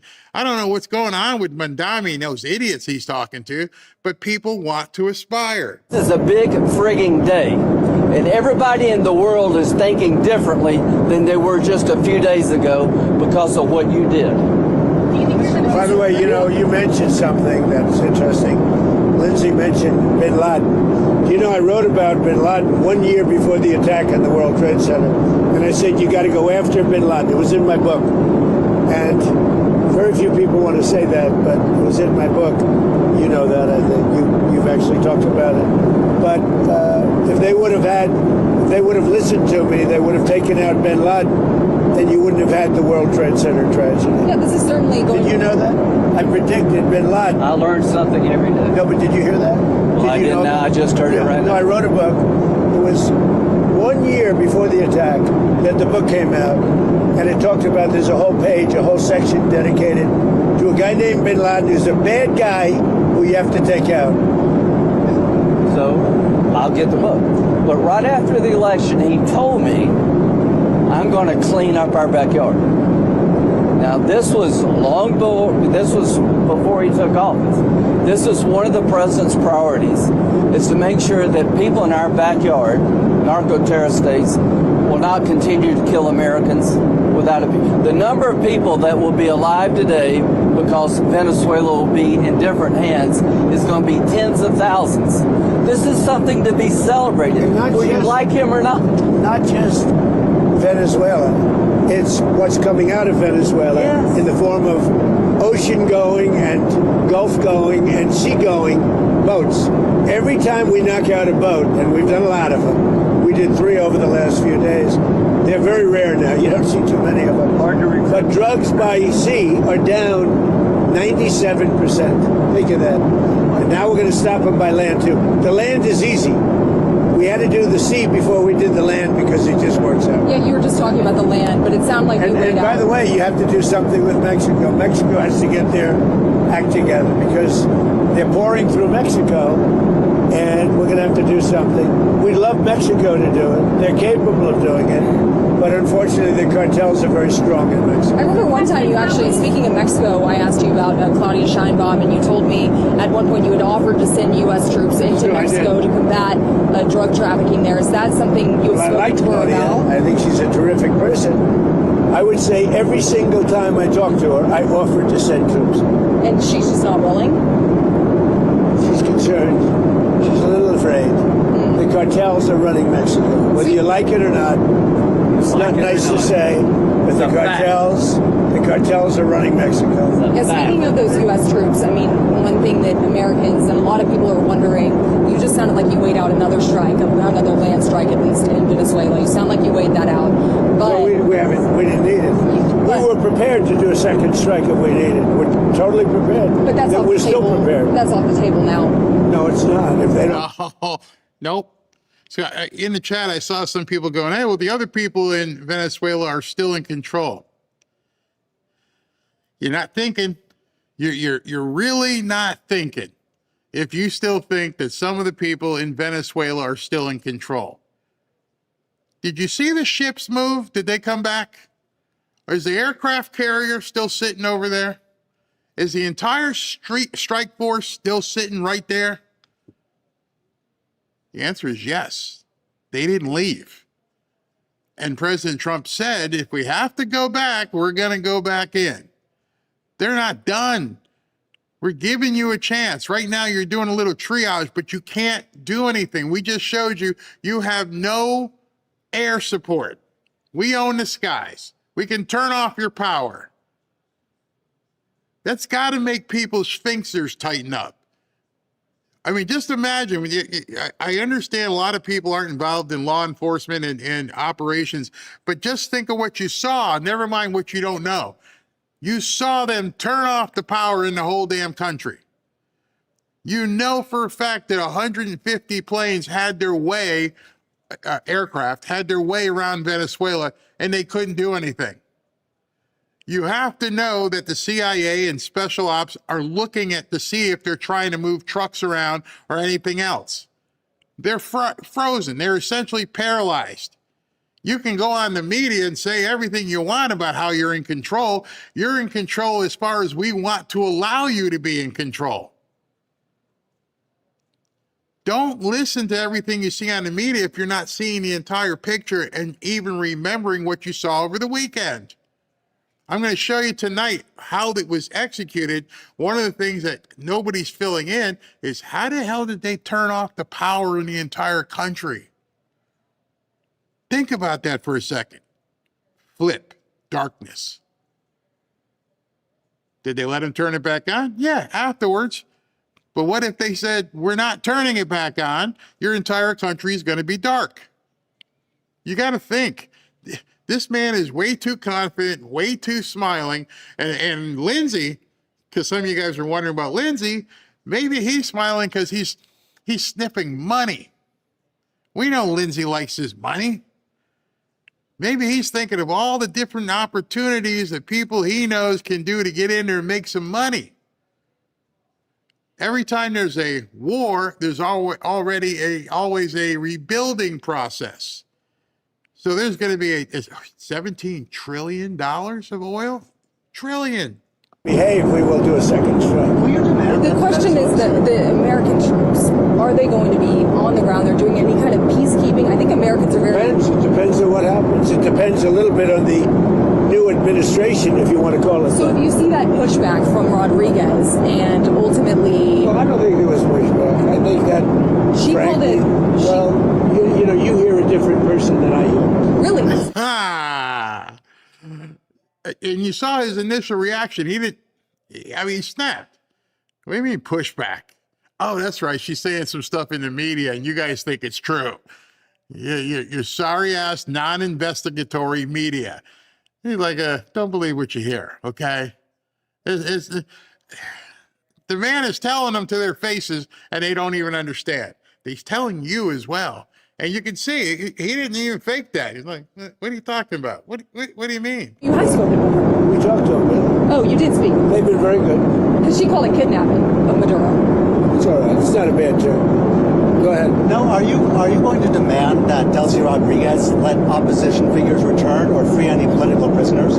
We haven't gotten to that yet. Right now, what we want to do is fix up the oil, fix up the country, bring the country back, and then have elections. Now, is it fair? We better bring the country back. Otherwise, you're gonna have a mess that's so bad. It was really bad. It's going to get a lot worse unless we go in and fix it. Is the U.S. going to reopen its embassy in Caracas or get the DEA? We're thinking about it. We've been asked to do it. We've actually been asked to do it. Do you think you and Putin and on the phone, of course, and Zelensky at Mar-a-Lago? Yeah. You told me that numerous times. You told me that your New Year's resolution was peace on earth. Do you think that 2026, if you could set a deadline of when the Russia-Ukraine war... I don't do deadlines, but I would say that, like as an example, Thailand and Cambodia. Well, I was very proud of that. Wait a minute. And they started up again and they got it solved. Where does that I give myself 1/4 of a point for that. So now I'm 8 1/4 points because they started up Thailand and Cambodia and now it's okay. So where does it actually stand between Russia and Ukraine? I think we'll have a deal at some point, hopefully in the not too distant. So I don't know if you saw the numbers just came out. 30,000 soldiers were killed this current month. And there was that in 30,000. 27,000 the month before. You and Senator Gray discussed additional Russia sanctions. We discuss it all the time. There's nothing else I talk to him. I don't consider him very exciting to talk to, except when we're talking about legislation. And we talk about legislation all the time. You think that's an exciting relationship? It's not.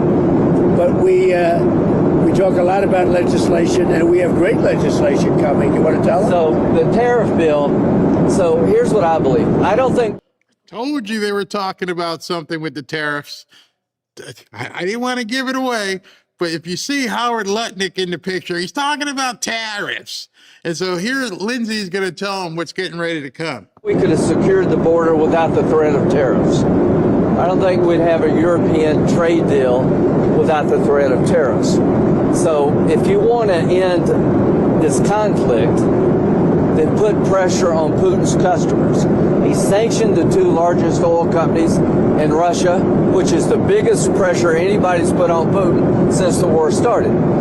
But we have 85 co-sponsors to give this president... It's hurting Russia very bad, the sanctions. Oh, yeah. So this bill would allow... And India also is bullying. Yes, sir. So you put a 25% tariff on India for buying Russian oil. I was at the Indian ambassador's house about a month ago, and all he wanted to talk about is how they're buying less Russian oil. Would you tell the president to relieve the tariff? This stuff works. So I'm hoping we'll bring the bill up, and it's from 0 to 500. He picks the number, Nobody else does.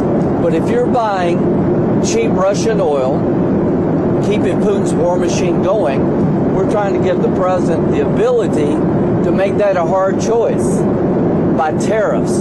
I really do believe that what he did with India is the chief reason India is now buying substantially less Russian oil. So I hope we pass this bill soon. And after this... They wanted to make me happy, basically. He wanted to... Modi's a very good man. Yes. He's a good guy. He knew I was not happy. And it was important to make me happy. They do trade. And we can raise tariffs on them very quickly, and it would be very bad for them. All of that to say, you told me you weren't very thrilled. And I'll tell you something, the Russian economy is lousy. But what's really lousy is the Venezuelan economy. The Venezuelan economy is, I think, the worst economy I've ever seen. If you look at inflation, things are doubling every day. It's a disaster. We got to fix the country fast. You as a singular person need to watch what's happening in Venezuela. When you have a country that basically can't even buy toilet paper, once the paths are clear and it's okay, every single company that goes in to Venezuela to begin selling products is going to have to get permission through President Trump and probably Howard Lutnick. And those companies that are going to provide toilet paper and cookies and soda and pizza, President Trump, being a businessman, knows that these countries need to be helped once you free the bad guy, because the people are going to want to experience that freedom and prosperity. I don't mean, when I say prosperity, I'm not talking about making them rich. I'm talking about getting to where they can go and buy a coat, where they can buy a shirt, where they can, when you're starting from zero, it's pretty, you guys ever remember a game called Sim City and you like build? Well, just imagine you're building the infrastructure, and every part of that infrastructure is profitable because you're starting from zero. There is no Abercrombie and Fitch. It doesn't exist, which means there's nobody working at the Abercrombie and Fitch. I don't even know if they're still in business. There's no Levi's being sold. Every single thing that the people in that country are going to want to consume are now going to be supplied by companies that President Trump allows to go in there, which means you here could play your own little version of Sim City and think, okay, they're going to want this. Maybe I should invest in, I don't know, wheat. Maybe I should invest in, I don't know, produce or jeans. And now that you can see where the influx of capital is going to begin going into countries like Venezuela and Cuba. I can firsthand tell you from people I've talked to here in South Florida, they already have their idea as what they're going to do in Cuba. And I want you to think about it, because I've been involved in real estate. I can go into a hood and go, that would be a great place for, I don't know, a 7-Eleven. Well, maybe we should look at doing something in building a 7-Eleven here. Or how about we just buy the dirt and we'll call somebody who's in the real estate division of 7-Eleven and see if they want to open a store here. And if they don't, then let's call Walgreens and let's call, all the different ones, CVS. Would you like to put a store on this dirt here? It's going to explode. When people talk the term, what's the term? They talk about gentrification. Gentrification is looking at a crap area and saying, let's go ahead and fix this up, which Democrats hate. They hate the term gentrification because that means somebody's going to be making money where they never wanted money to be made. There's a spot in North Carolina. I don't remember if it's still there. I mean, it was recently as like 5 years ago. It's called Atlantic Beach. Atlantic Beach, North Carolina is a 2-mile swath of land on the beach, north of North Myrtle Beach. Oceanfront property, ghetto as hell. because the black people who live there don't want the white people coming in and building hotels and restaurants and everything else. And so you're driving through North Myrtle Beach, and all of a sudden you hit this area and go, what the hell happened here? Is this the land time forgot? I mean, I'm on the beach. There's nothing here. It's just dirt. And I remember when I lived in Myrtle Beach, I would go to some of the meetings like, why are you guys not developing this? You're sitting on a freaking gold mine and you got hood rats running around. And think I'm lying? Ask some people who know about Atlantic Beach. It is right on the beach. The ocean sits right there. And I don't know about today, but like I said, like 3-4 years ago, it was just dirt, garbage. People hanging out on the side of the road doing nothing when they could be having $1 million resorts. That's what Venezuela is going to be. That's what Cuba is going to be. And that's what you can begin looking at. No, I don't expect you to fly to Venezuela and put up a building, but now you can start looking at why the stock market's going crazy and think maybe once this is done, who's going to be the first person to go over there and do something? What power company, what water company, what oil company is going to be moving oil back and forth through there? It's all about knowing where that puck is going.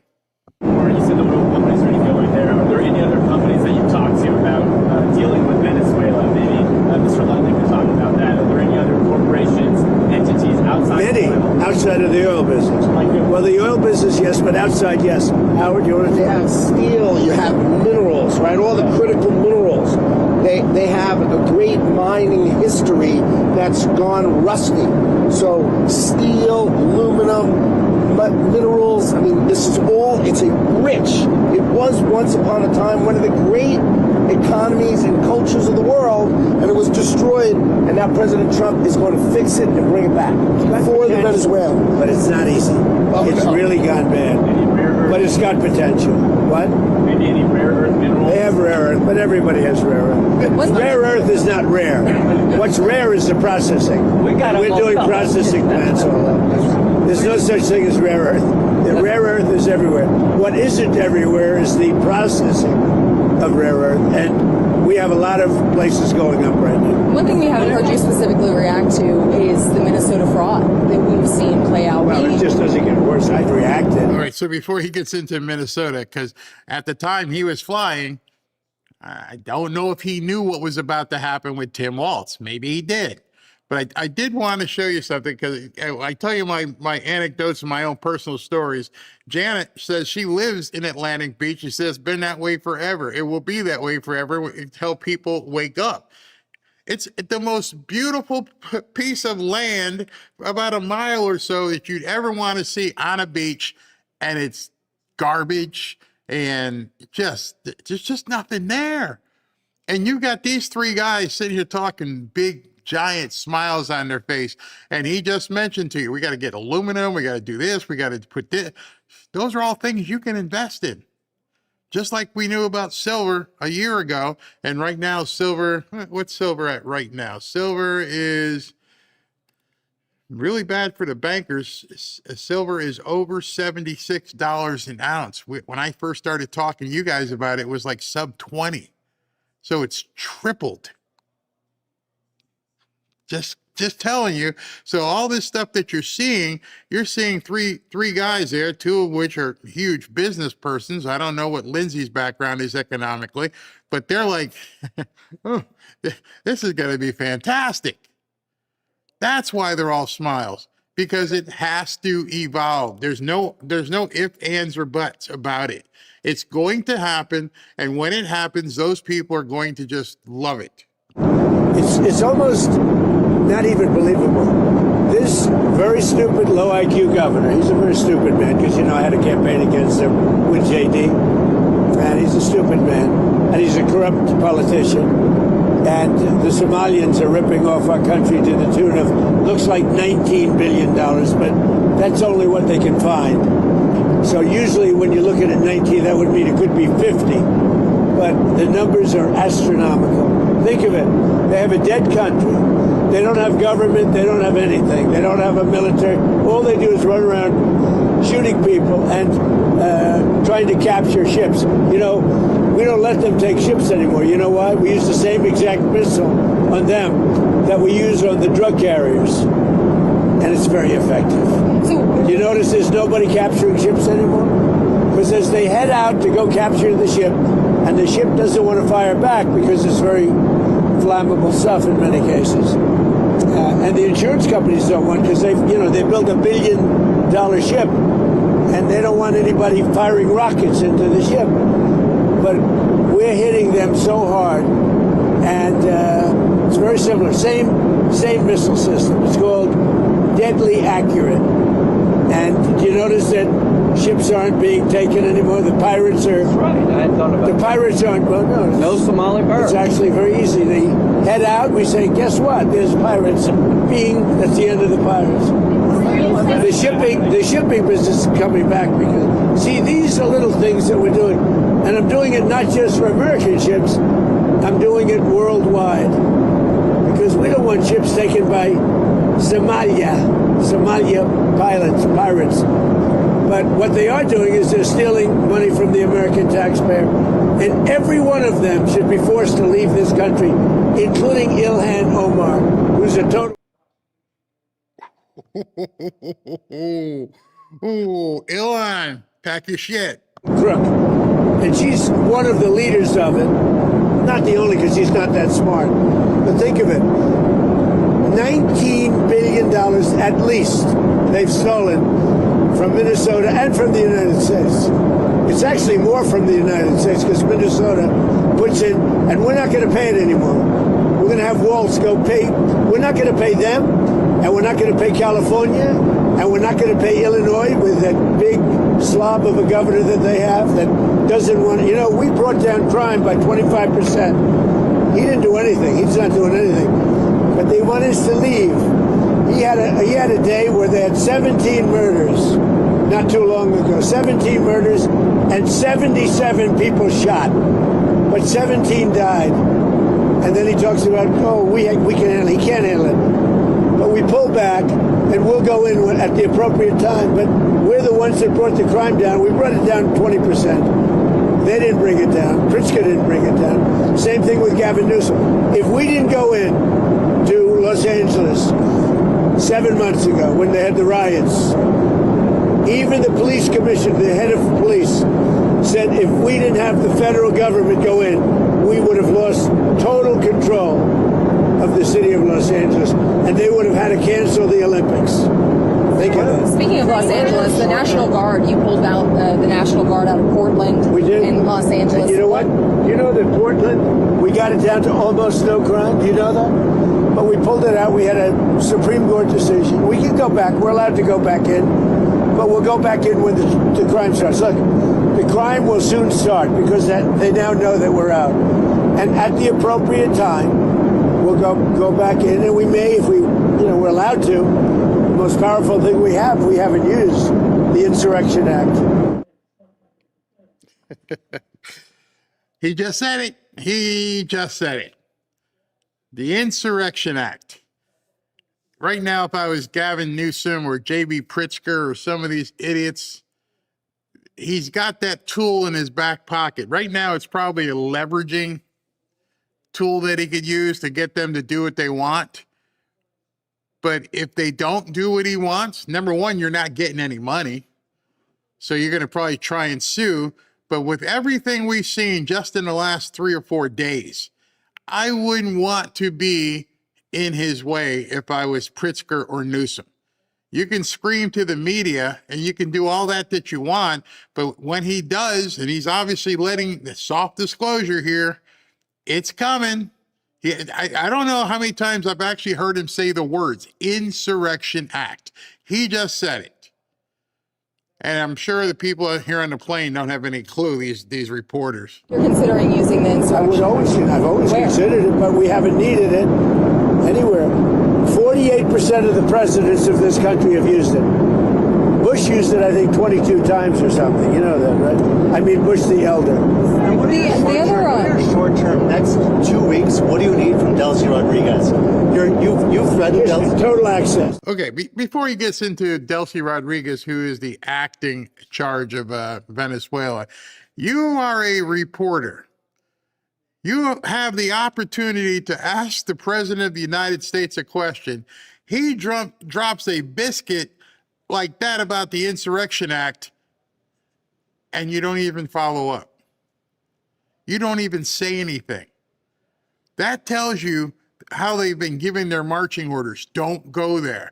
President, would you actually use the Insurrection Act to go into Little Somalia and Minnesota? Yeah. Would you go into Los Angeles? Would you go here? Would you? They didn't even ask him.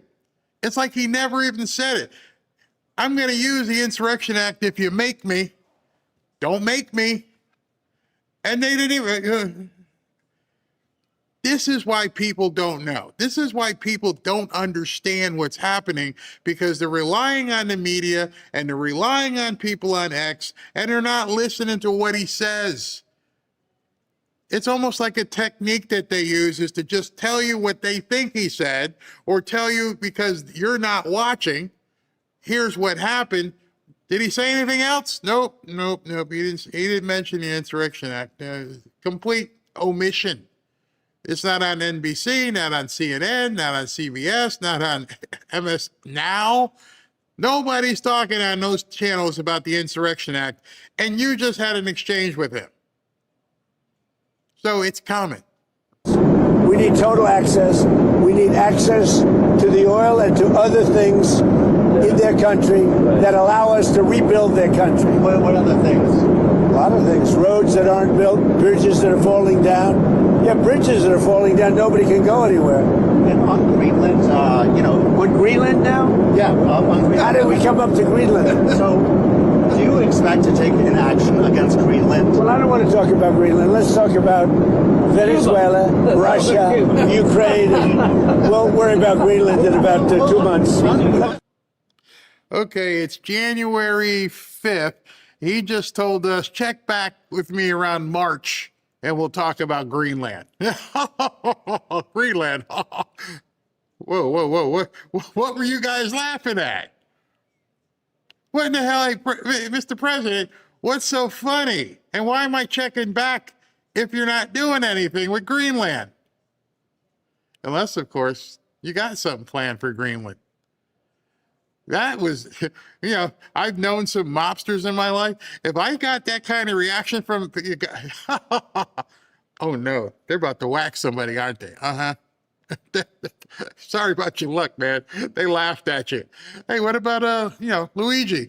Luigi, talk to me about that in a couple of months. All right, I'll let you know about Luigi. You stupid kid. Yeah. Talk about Greenland in 20 days. On Venezuela, we talked so much about energy. By the way, I will say this about Greenland. We need Greenland from a national. It's a done deal. It's a done dealio. Talk to me about Greenland in 2 months. They're all laugh. Oh, by the way, let me just tell you, I got to have me some Greenland. Just to let you know.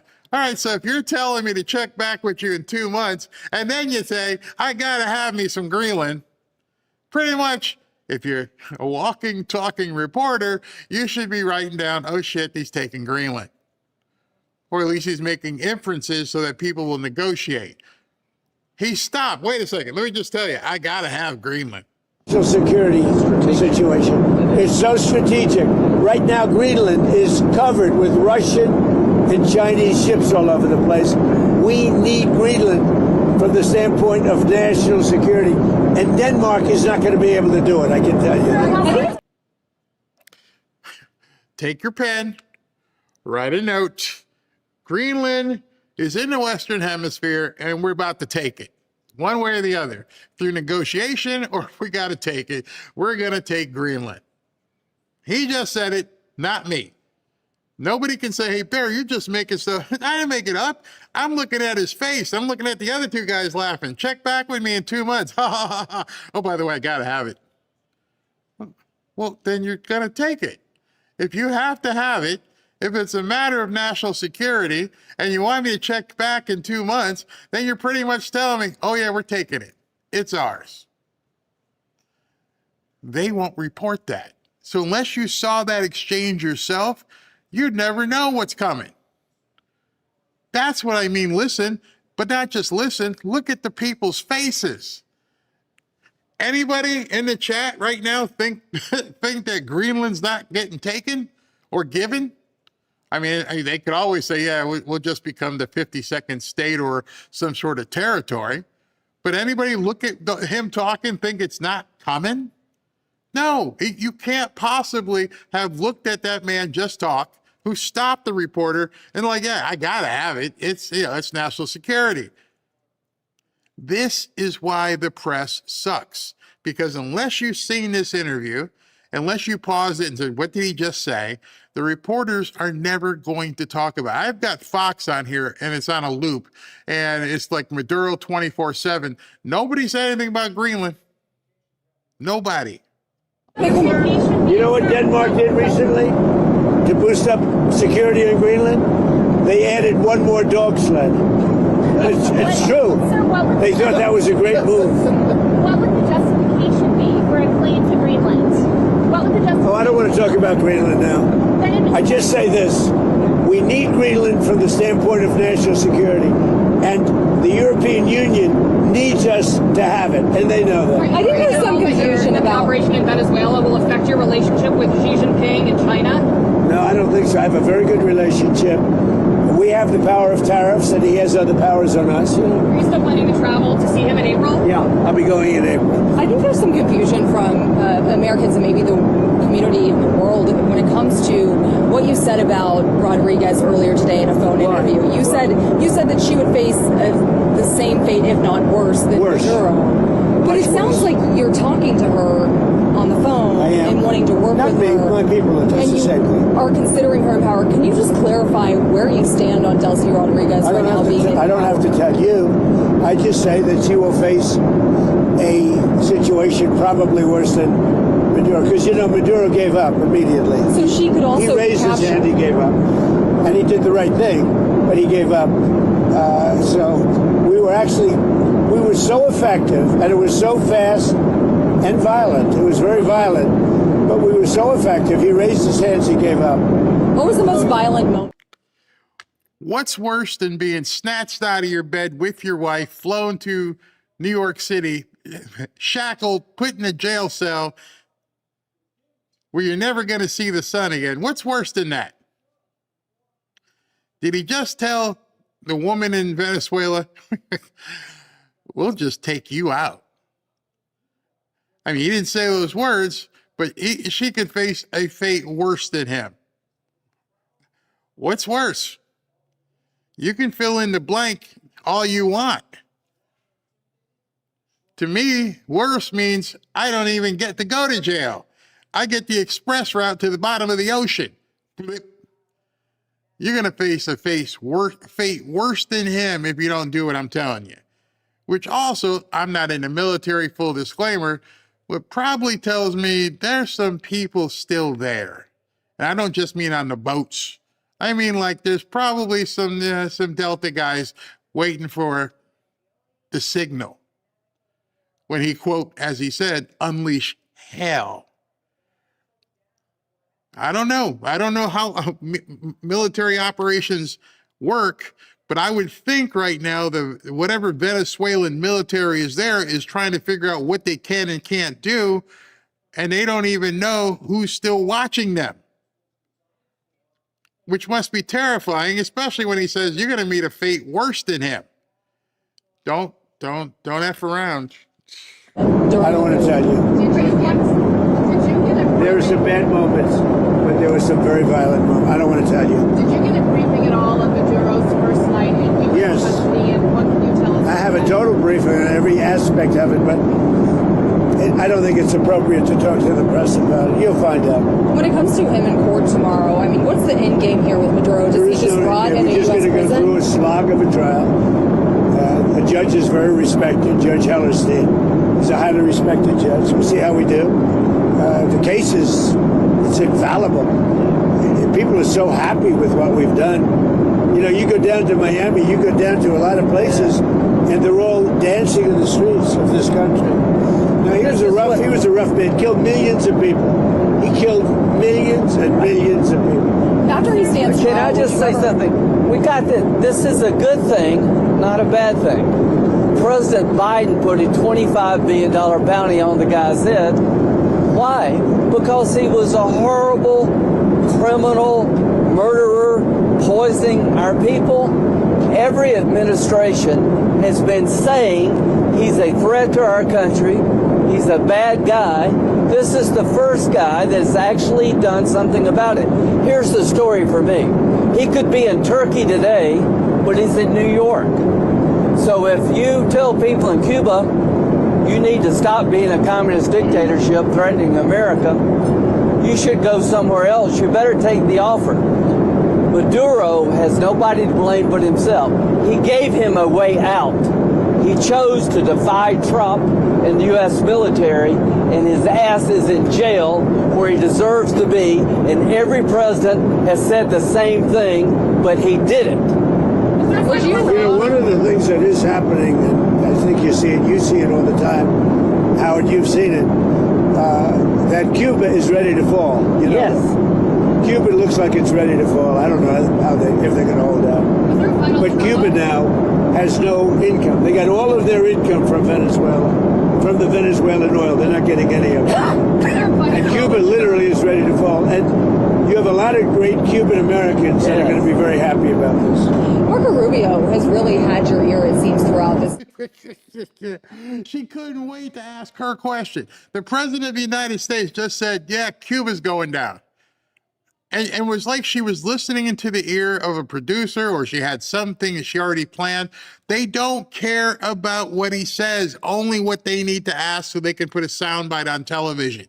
You just heard the president of the United States saying, Cuba is done. They have no revenue. There's nothing. It's over.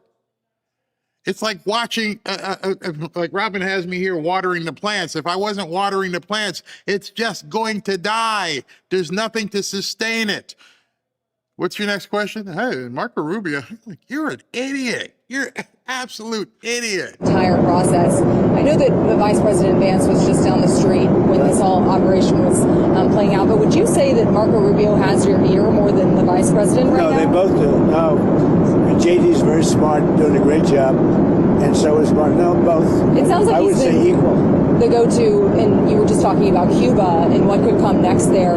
Are you considering U.S. action in Cuba? We're not. I think it's just going to fall. I don't think we need any action. It looks like it's going down. It's going down for the count. You ever watch a fight? I have. They go down for the count, and Cuba looks like it's going down. What do you think, Howard? It's going down. They've lived off of Venezuela, right? The economics were all Venezuelan, right? That's why you said the protective force of Maduro was Cuban, right? They were Cuban guards. So they were just paying Cuba when that money stopped. Don't hire them in the future. Yeah, they weren't very good. People from our country who were forced to come over, they really didn't want, they were from Cuba. People from different countries like to stay in those countries, whatever, whether it's good, bad, or indifferent. And people want to go back to Cuba, and they want to work in Cuba, but Cuba's going down for the count. Thank you very much, everybody. That thing was packed with so many nuggets. And when I watched it, I told Robin, I said, there is so much he's saying here. So many things. And then like Cuba, he's like, I don't care about Cuba. Screw Cuba. They're going to die on their own. They're going to wither like the plant out there if Barry doesn't water it. I am Venezuela to that plant. This big old plant she's got out there, she left here when we moved, and I got to keep watering that plant, because if that plant doesn't get my water and I don't put it out there in the sun, it's going to die.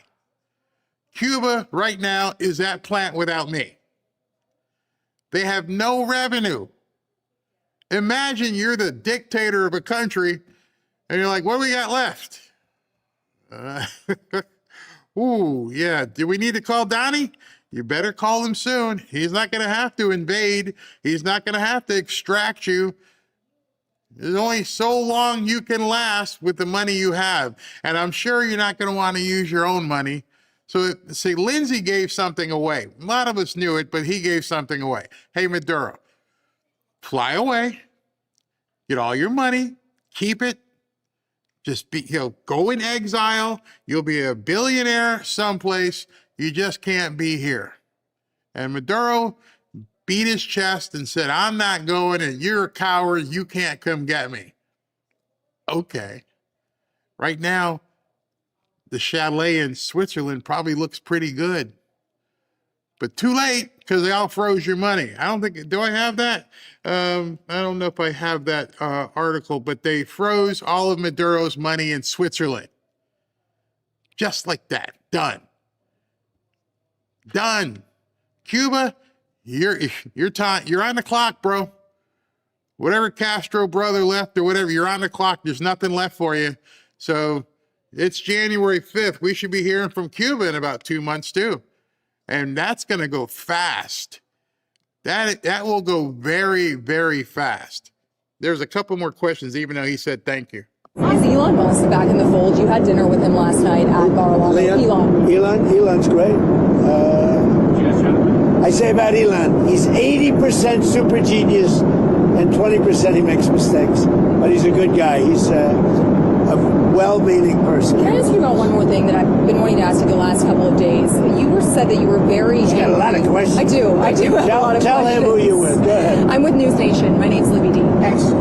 So you said that you were really very angry with the Ukrainian President Zelensky if he was the one who conducted that strike on Putin's residence. I don't believe that strike happened. Right. So Putin had said in that phone call to you that strike happened. You came out and said that, and you believed Putin. There was some criticism. There is something that happened fairly nearby, but had nothing to do with this. Why did you believe Putin in that moment and then go say that about... Stop what you're doing and ask him, what are you talking about? He just gave you an intro. Yeah, there's something happening, but... And she just keeps going. These people are horrible. Because nobody knew at that moment. I mean, that was the first I heard about it. So why not? He said that his house was attacked. We don't believe that happened, now that we've been able to check. Yeah. But that was the first we ever heard about it. We just hope that Russia and Ukraine get it settled. Amen. It's costing us nothing. In fact, we make money because unlike Biden gave $350 billion, gave it away. Now, I got a lot of it back because we did a rare earth deal going into rare earth. And we're going to get a lot of the money back, maybe all of the money, maybe more than all of the money. But we get paid now whenever we send anything, they pay. So this isn't an economic thing for us. This is a soul. This is a situation where on average 25,000 souls, 25,000 soldiers mostly, and some people from Kiev and different cities, but a very small number by comparison. But 25,000 to 30,000 soldiers are being killed every single month. And they're not from America, they're from Russia, and they're from Ukraine. And if I can get it stopped, I'd like to get it stopped, and I think we will. Thank you very much, everybody. You've talked about returning some control to American companies. Did that play at all into your decision to capture Maduro? No. What really played is the fact that he sent millions of people into our country from prisons and from mental institutions and drug dealers and every drug addict in that country, in his country, was sent into our country. Think of that. Every single drug addict from Maduro's country, which isn't really his country, and it's certainly not his country anymore. Every drug addict and every drug dealer has been sent into our country. Now, we're getting them back, but it's a very laborious job to get them back. Very hard job. And, of course, we're not getting a lot of good backup from certain judges, from certain radical left. But we're doing well on appeals because the people doing the appeals, seems that the judges are much more sane. What these super radical left judges are doing to our country, it's incredible. But if you take a look, Maduro sent hundreds of thousands and even millions of people from jails, from prisons, from mental institutions, drug dealers, drug addicts, everybody. He sent anybody with a problem to it. It can never be forgiven. And other countries have done the same, but nothing like Maduro's done. During your campaign, you talked about ending American foreign intervention. What changed your mind with Venezuela? What kind of grew your interest there? The fact that he sent drugs into our country, we're stopping it rapidly with what we're doing with the sea, because they come in, a lot of it comes in by sea, but it's not coming. The drugs coming in, as I said before, by sea are down 97%. You should be saying, thank you very much, President Trump, great job. Now they can't get anybody to pilot those boats. You know, it's 97%. I'm trying to figure out who are the other 3%. Would you say that Operation Resolve? What's your response to supporters who voted for you? They'd be glad and relieved to see Maduro in custody. The voters that voted for me, yeah. Let me just tell you, the voters that voted for me are thrilled. They said, this is what we voted for. So let's just think about it. What is the right response when a country sends in tens of thousands of people to overwhelm your system? When a country is a narco-terrorist state that floods your country with cocaine, that's aligned with Hezbollah, what's the right response? You blow up the boat before they get here. You take down the source of the problem. President Trump didn't wake up one day and say, hey, let's take Venezuela. He did what other people talked about, but didn't have the balls or the guts to do it. I saw that part and I was like, Lindsey is fired up. He is completely fired up. And I know a lot of people don't like Lindsey. He's been problematic at times. But can you see how fired up this guy is? I'm pretty sure his role here is to go back and whip the Senate into shape. And what's the big thing we need right now to fix the Senate? We need the filibuster broken. And this man seems fired up, and maybe that's what President Trump is going to have him do.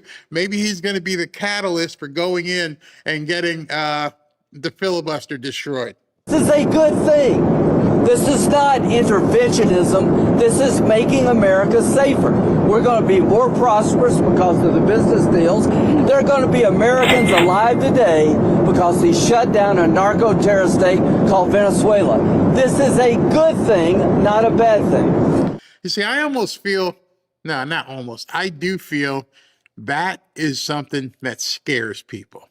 It scares people in our own chat. It scares people on the right. It scares people on the left. Too many people are afraid of prosperity, literally afraid of it. And when you see Howard Lutnick going, we're about to cash in because of tariffs and all the other kind of stuff. They've been saying it for all the way back during the campaign. Prosperity has been what this guy has been promoting. And so again, that's another building block that you now must have to say, yeah, I voted for that. It's not by surprise. Do I need to play it again? When Howard Lutnick said it, we were so rich. We didn't even have income taxes. We need to go back to that. All the stuff that they've been saying, you cannot be caught by surprise. And so at the beginning of this show, when I said, was this about the oil? Was it about fentanyl? Was it about trafficking? Was it about prosperity? Was it about war? Yes, it was about all of it. I don't understand why people don't get it. At this point, you need to just realize this is what I voted for. Everything has been transparent. It wasn't like they said, you know what, maybe we can do prosperity on the side. Maybe we can take out narco-terrorists. No, he told you all of it. And the reason behind it is because he wants to do this. When I get back into the Oval Office, I will totally obliterate the deep state. They will be obliterated. I'm keeping that on speed dial at this point because that's the thing that we need to keep hammering home. As you're watching President Trump cook, you now have to realize all of this is a part of obliterating the deep state. There's no one thing. The deep state is the deep state because they've had their hands in everything. They're the ones who kept you from being prosperous. They're the ones who endangered your family. They're the ones who invited all the newcomers into the country. So did you vote for it? You damn well did. And the oil companies are going to go in and rebuild their system. They're going to spend billions of dollars, and they're going to take the oil out of the ground, and we're taking back what they stole. Remember, they stole our property. It was the greatest theft in the history of America. Nobody has ever stolen our property like they have. They took our oil away from us. They took the infrastructure away. And all that infrastructure is rotted and decayed. And the oil companies are going to go in and rebuild it. We're not going to spend very much money at all, if anything. But the oil companies are going to go, we're going to take our oil back. But we're going to also do things that, when you look at what he did, the drugs are terrible, but also terrible. He sent hundreds of thousands of people into our country that should not be here. And that means from prisons. That means Tren de Aragua, the gang, Tren de Aragua, that comes out of Maduro's country. He was very friendly with that gang. Well, they're having a hard time right now. You know, we had Tren de Aragua all over Washington, D.C., and they got the hell beat out of them. Washington, D.C. is the safest city right now in the United States. Thank you very much. President, if you had to sum up Operation Absolute Resolve, would you say that it was about oil or it was about regime change? It's about peace on earth. My work here is done. It's about all of it. He just said it. Yeah, is it this or that? It's about peace on earth. It's about making everything right. And when he said that, and I heard it, and I went, oh, I get it now. That little snippet, she actually asked him, was it about the oil? Was it about that regime change? And he's like, it's about peace on earth. It's about all of it. And so many people miss that. How is it peace on earth? Peace on earth. We got to have peace. It's our hemisphere. The Monroe Doctrine was very important when it was done, and other presidents, a lot of them, they lost sight of it. I didn't. I didn't lose sight. But it really is. It's peace on earth. Thank you very much.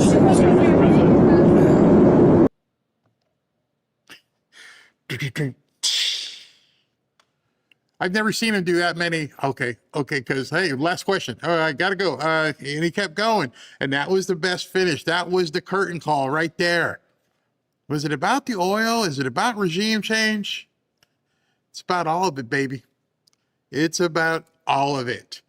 The Western Hemisphere is ours. We are going to make sure that there's peace. We're going to get rid of the deep state. We're all going to be prosperous. And the only way that can happen is if we make sure the bad guys are no longer the bad guys, at least on our side. If y'all want to do some crazy stuff in Europe, go for it. But that line in the water where it becomes the Western Hemisphere, shit ain't happening here. Not going to happen anymore. The deep state will be obliterated. You got to wonder, why would Newsom, why would J.B. Pritzker, why would New York, why would Mandami, why do you want to subjugate people? Why do you want people to be poor? Why do you want people to fear other people? You know, a lot of times, yeah, I'm a boomer. I go back and think about how things used to be. I just remember when weekend would come and my mom would just say, "Miss, make sure you're home before it gets dark." She didn't care where I went. We'd get on our bikes and roll and go across town and play some other people in baseball or football, depending on what season it is. Get on our little bikes and just go through the woods. There weren't any people peeping. There wasn't nobody in the woods looking to take one of us. I went to a Catholic school, and unfortunately, a couple of my buddies told us years later what some of the priests did. That was the extent of the predators we had. But then we would look in the milk box and we'd say, what is this? Have you seen Joey? What happened to Joey? Mm-hmm. It wasn't widespread like it is now. That was created. There's a reason why the whole, alternative lifestyle began. And many of us said, don't open that door. Don't open it. Oh, you opened it. Now you got, you know what we got. And then they say, if you say anything about what you see, oh, you're the bad guy. like, this doesn't feel right, man. I mean, I go to church. I was an altar boy. There's something wrong here. Don't even talk about it. That's deep state. That is them and the media telling you're the bad person. But Dylan Mulvaney, it's a man. You can't even talk. Don't make no videos about it. No, don't do that. How about we just flip the script and go back to a time where things were somewhat normal? Ain't nobody putting me on any plantation. I didn't come from any plantation. It's time we make America the way it's supposed to be. And I don't even care at this point if two guys are humping each other in the woods, as long as they're of age. It doesn't, that ship sailed. Y'all go ahead and be deviant. Just keep it away from the people who don't want it to be deviant. It's crazy where things have gone at this point. And I don't think a lot of people remember what life used to be like. Instead, they call us boomers and racists and homophobes and xenophobes and every phobe you can imagine, when it seems like you're a Ameriphobe. That's what it is. You people who want it to be this way are Ameriphobes. You don't want America to be prosperous. You don't want America to be safe. How do I know it? Because it's fixable. And why wasn't it fixed? Why are there people in, Kensington and Pennsylvania looking like zombies? Why are they there? Why does that whole area just look like and stink? And why? Why is Josh Shapiro not fixing that? It's fixable. It's a choice. Let them people stay over there and be zombies. But I know they really inherently didn't want to be zombies. Nobody grew up as a kid and said, you know what, I'd rather go shoot stuff in my arms and hang out looking like a zombie in Kensington, Pennsylvania. Nobody ever said that. Nobody ever signed their yearbook and said most likely to be a zombie. Nope, that never happened. So why is it happening? Why are there ghettos? Everybody ever wonder that? Why are there ghettos right now, probably within some proximity of where you live? Why are there people living the way they are? Because we allowed it and we prospered it. Not prospered in terms of making it better. We permeated it. We promulgated it. You guys live in the projects. I don't want to live in the projects. Well, at least you can throw a football or dunk a basketball. That's pretty much where you got to be. You're doomed. How about we start undoing Americans? And New Yorkers, I don't know what the hell you're going to do. We're going to talk about that tonight, but good gosh. Good gosh. Before we go, I got two more stories for you. Trying to get you guys out of here in under 3 hours. Let me talk to you for a second about one of my other good sponsors, which I personally use, is Chapter. Medicare is quite confusing. As someone who recently turned 65 myself, I can confirm this. You know what's really confusing? I'm 65, Robin's 64. We've always been on one of my policies, whether at work or whatever, and now she's going to be dangling in the wind. I didn't realize until I talked to the guys at Chapter that... Bye, Robin, you're on your own. This Medicare thing is just for me. Did you guys realize that? It's not, you don't have joint Medicare policies. When you get to this age, if the other spouse is younger, they're on their own. That ain't right. That ain't right. I could confirm this kind of confusion because I just told you that's what happened with Robin and I.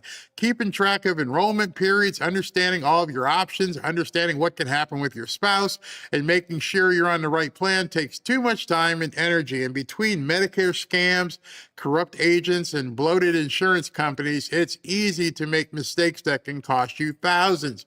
That's why I'm happy I just called Chapter to let them take care of everything. They're actually honest, and the only Medicare advisor that looks at every plan nationwide, helping people save an average of $1,100 a year. People are relieved when they talk to Chapter. One member, Margaret, was so happy she called Chapter and is saving $105 a month for the same supplemental plan just by switching insurance companies. These guys won't push you to buy a plan you don't want, and their support is completely free. So if you're turning 65 soon or have questions about your current Medicare coverage, please call them at 475-328-3545 to get the most out of Medicare. Most people, once they call Chapter, they realize they probably should have called them sooner because they could do a lot for you and your spouse, especially if they're not the same age. All right, I'll be right back, and we got a couple more stories to run through.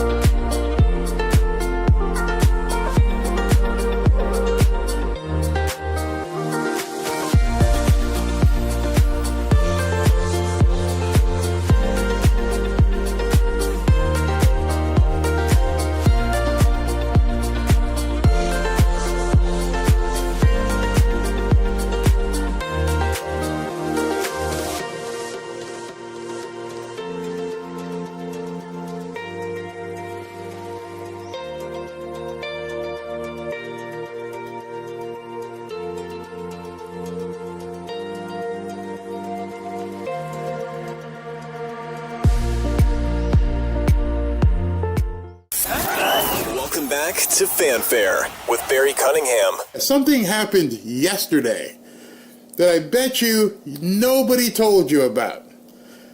I bet you nobody Oops, my bad. I hit the wrong button. Where did I want it? I wanted to show you this one. Hold on. Yeah, okay.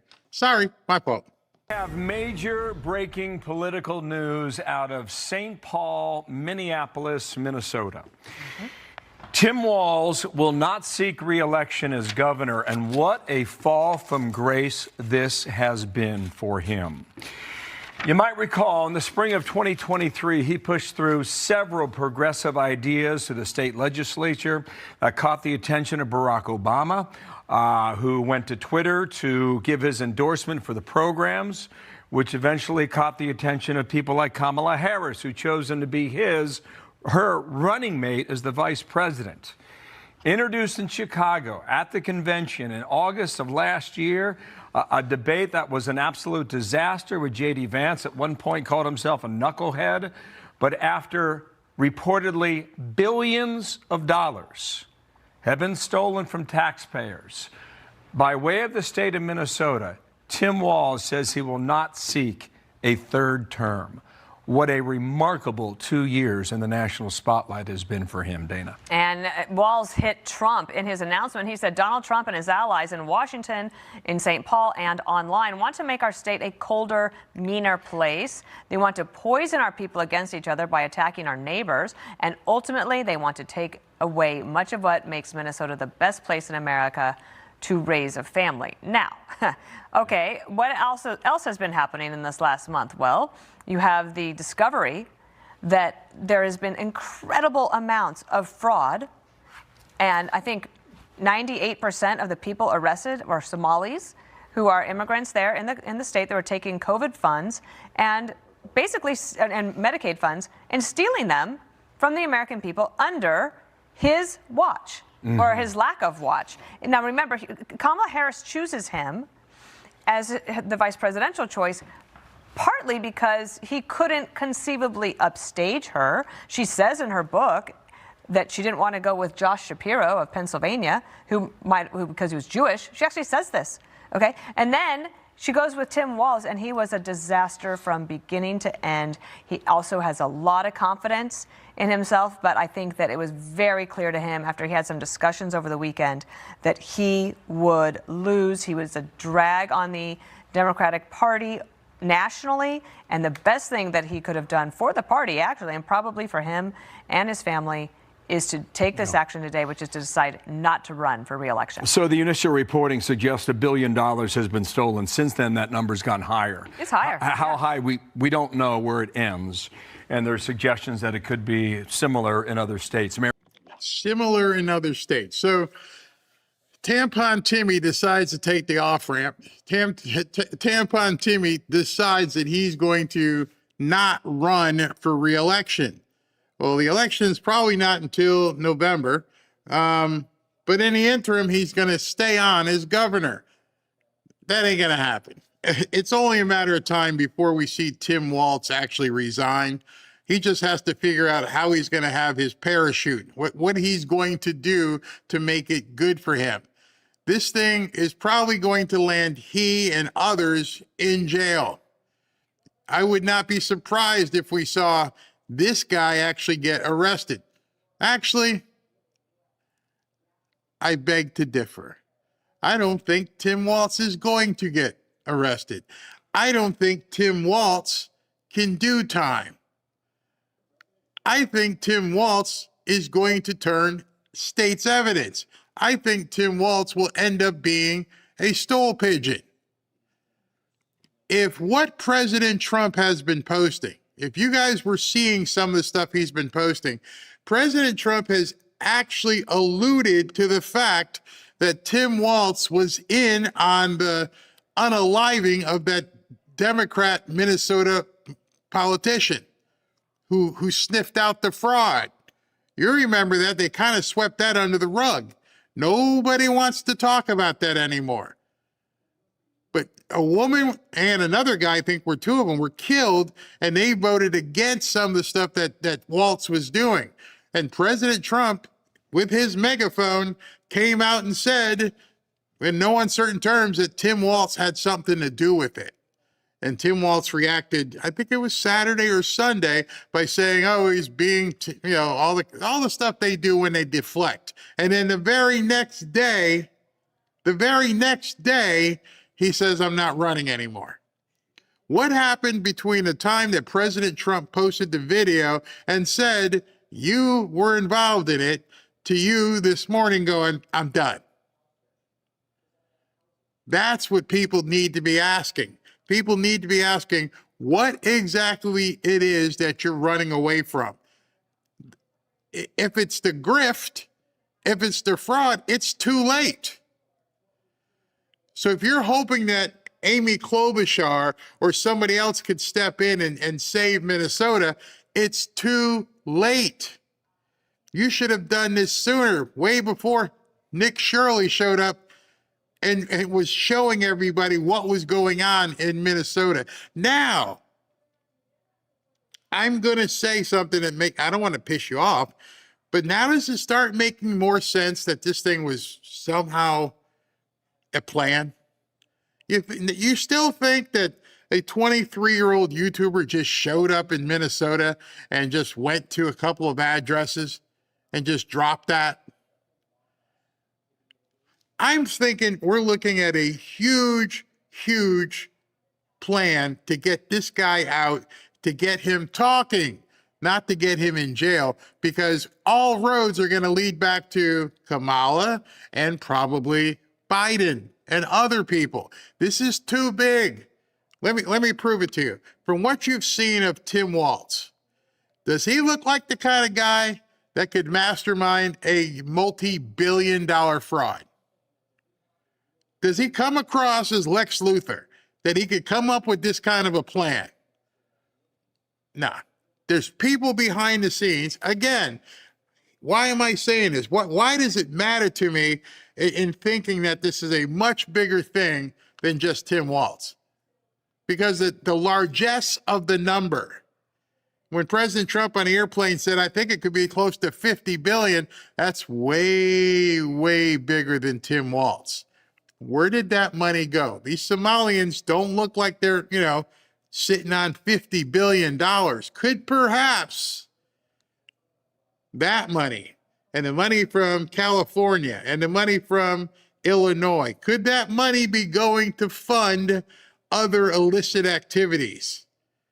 Could it be a part of this? When I get back into the Oval Office, I will totally obliterate the deep state. They will be obliterated.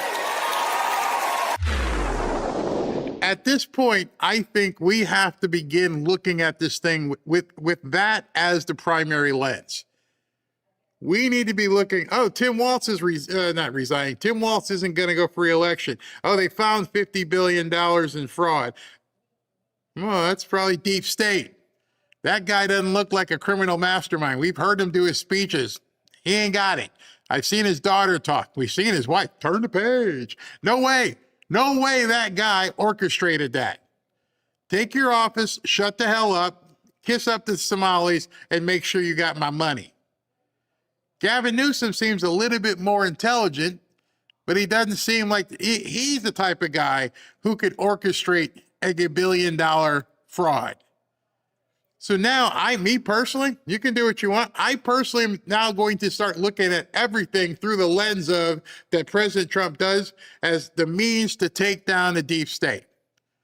I think we're starting to see the plan being executed. There are going to be more dominoes that follow, and I think it's going to keep going. Let me show you what he did today. It seems as though at this point, the media is kind of catching on. I'm proud of the way we treat our neighbors. I'm proud of the way that we welcome people to this state. I'm proud of the way that we innovate, and I'm proud of the way that we are optimists for the future.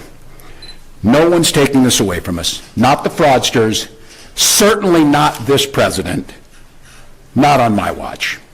Tomorrow, I'll be back with you. I'll give you an update on America's best paid family medical leave program that is now a week into it, and at that time, I'll take all your questions. Thank you all. Thank you, Press. I'll be back tomorrow. Thanks for all time. More tomorrow. Appreciate it. Thank you. Dude had to run off. Didn't want to take any questions about. But before he left, he talked about how he's giving away a gazillion dollars more. That ain't gonna happen. I'm pretty sure. What I'm looking at is that state of Minnesota might get put in receivership. Just watch what happens. And just keep that lens in front of you, that filter, like that Instagram filter, and think, okay, deep state obliteration, deep state obliteration. Wanted to show you this, too, before we go. What Pete Hegseth did with Mark Kelly. 6 weeks ago, Senator Mark Kelly and 5 other members of Congress released a reckless and seditious video that was clearly intended to undermine good order and military discipline. As a retired Navy captain who is still receiving a military pension, Captain Kelly knows he is still accountable to military justice, and the Department of War and the American people expect justice. Now, I want you to understand, General Raising Cane said they've been working on this plan for Venezuela for a couple of months. The seditious six decide last month or so to release this video telling people you don't have to listen to orders. If you think the orders are questionable, were they at that time trying to get people to, I don't know, if they had wind of it, if they sniffed it, was this something that they were doing to possibly mess up the operation? I don't know. I don't know what Mark Kelly knew or what he didn't know, but what I do know is that they were trying to tell the military, people in the military, don't listen to orders. And then we see a massive operation, which luckily went off flawlessly. He says, therefore, in response to Senator Mark Kelly's seditious statements and his pattern of reckless misconduct, the Department of War is taking administrative action against Captain Mark E. Kelly, retired. The department has initiated retirement grade determination proceedings under 10 U.S.C. 1370F with reduction in his retired grade resulting in a corresponding reduction in his retirement pay. Bam! To ensure this action, the Secretary of War has also issued a formal letter of censure, which outlines the totality of Captain, for now, meaning he's probably going to get demoted, Kelly's reckless misconduct. This censure is a necessary process step and will be placed in Captain Kelly's official and permanent military personnel file. Captain Kelly has been provided notice of the basis for this action and has 30 days to submit a response. The retirement grade determination process directed by Secretary Hegseth will be completed within 45 days. Captain Kelly's status as a sitting United States Senator does not exempt him from any accountability, and further violation could result in further action. So right now, Kelly needs to walk very, very softly, because I don't know what that further action might be, but it could mean Leavenworth.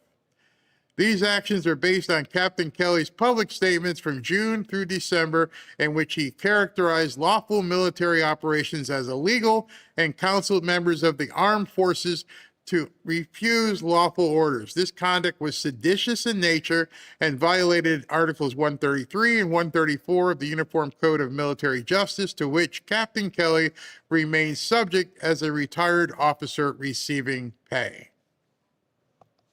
Bam! Like Emeril Lagasse. Bam! They're going to cut your money, bro. You might have to go to work. You're not going to get that fat military paycheck. You effed around, and now you're finding out. And I don't have any problem with that.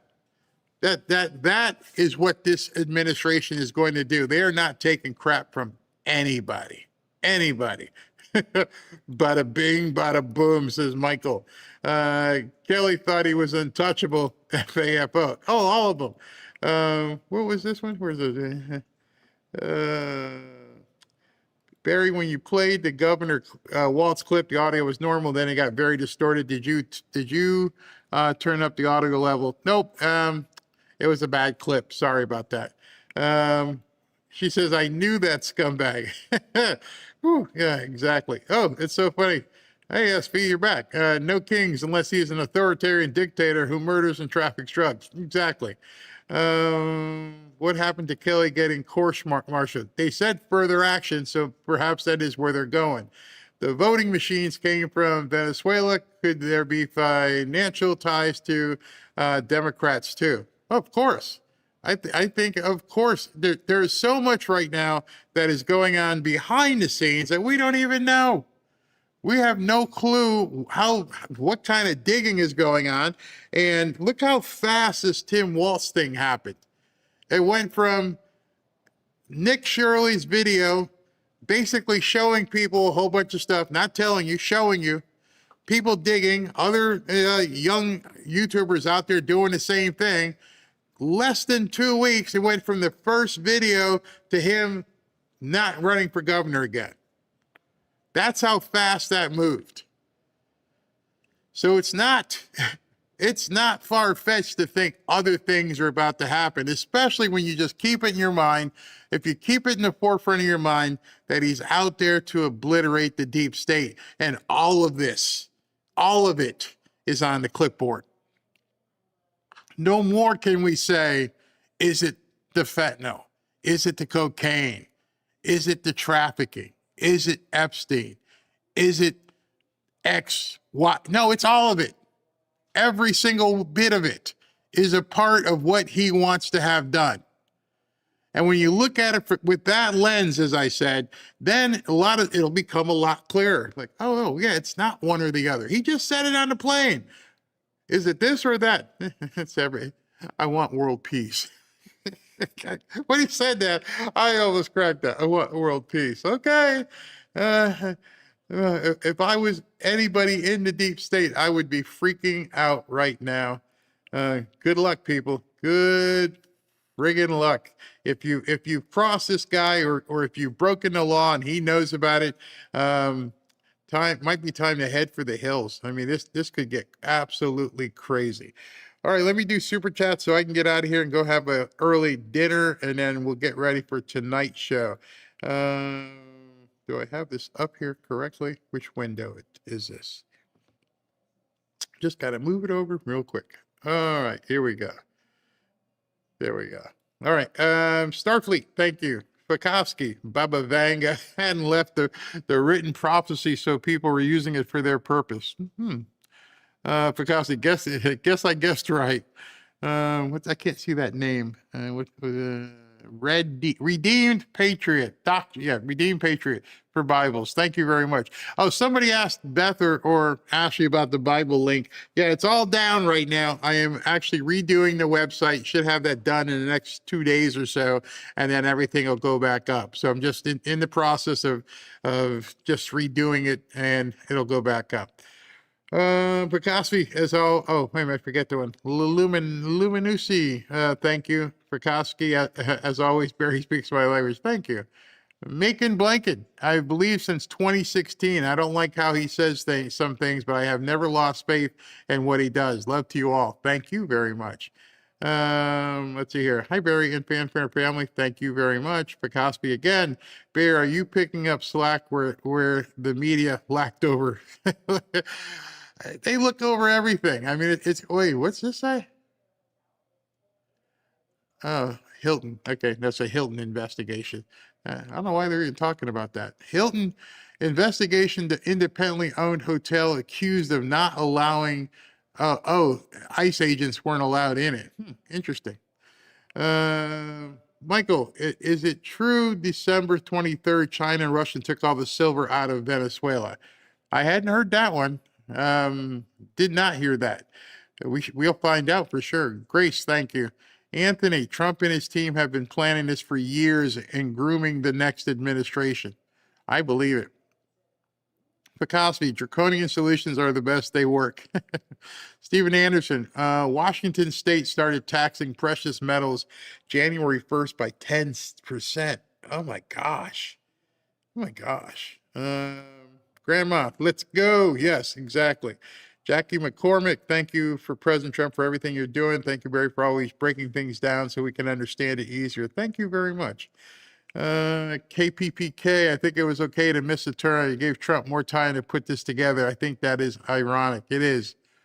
Starfleet, notice the bus fees increased today in New York City. What happened to free buses? Don't know. Can't trust a Marxist or a commie. Maximus, how you doing? Did your handle change? Maximus DHA. Barry, some people don't understand the rhinos have a purpose for Trump until they don't. Things are ramping up. This is just the beginning. I'm pretty sure that's what he actually said.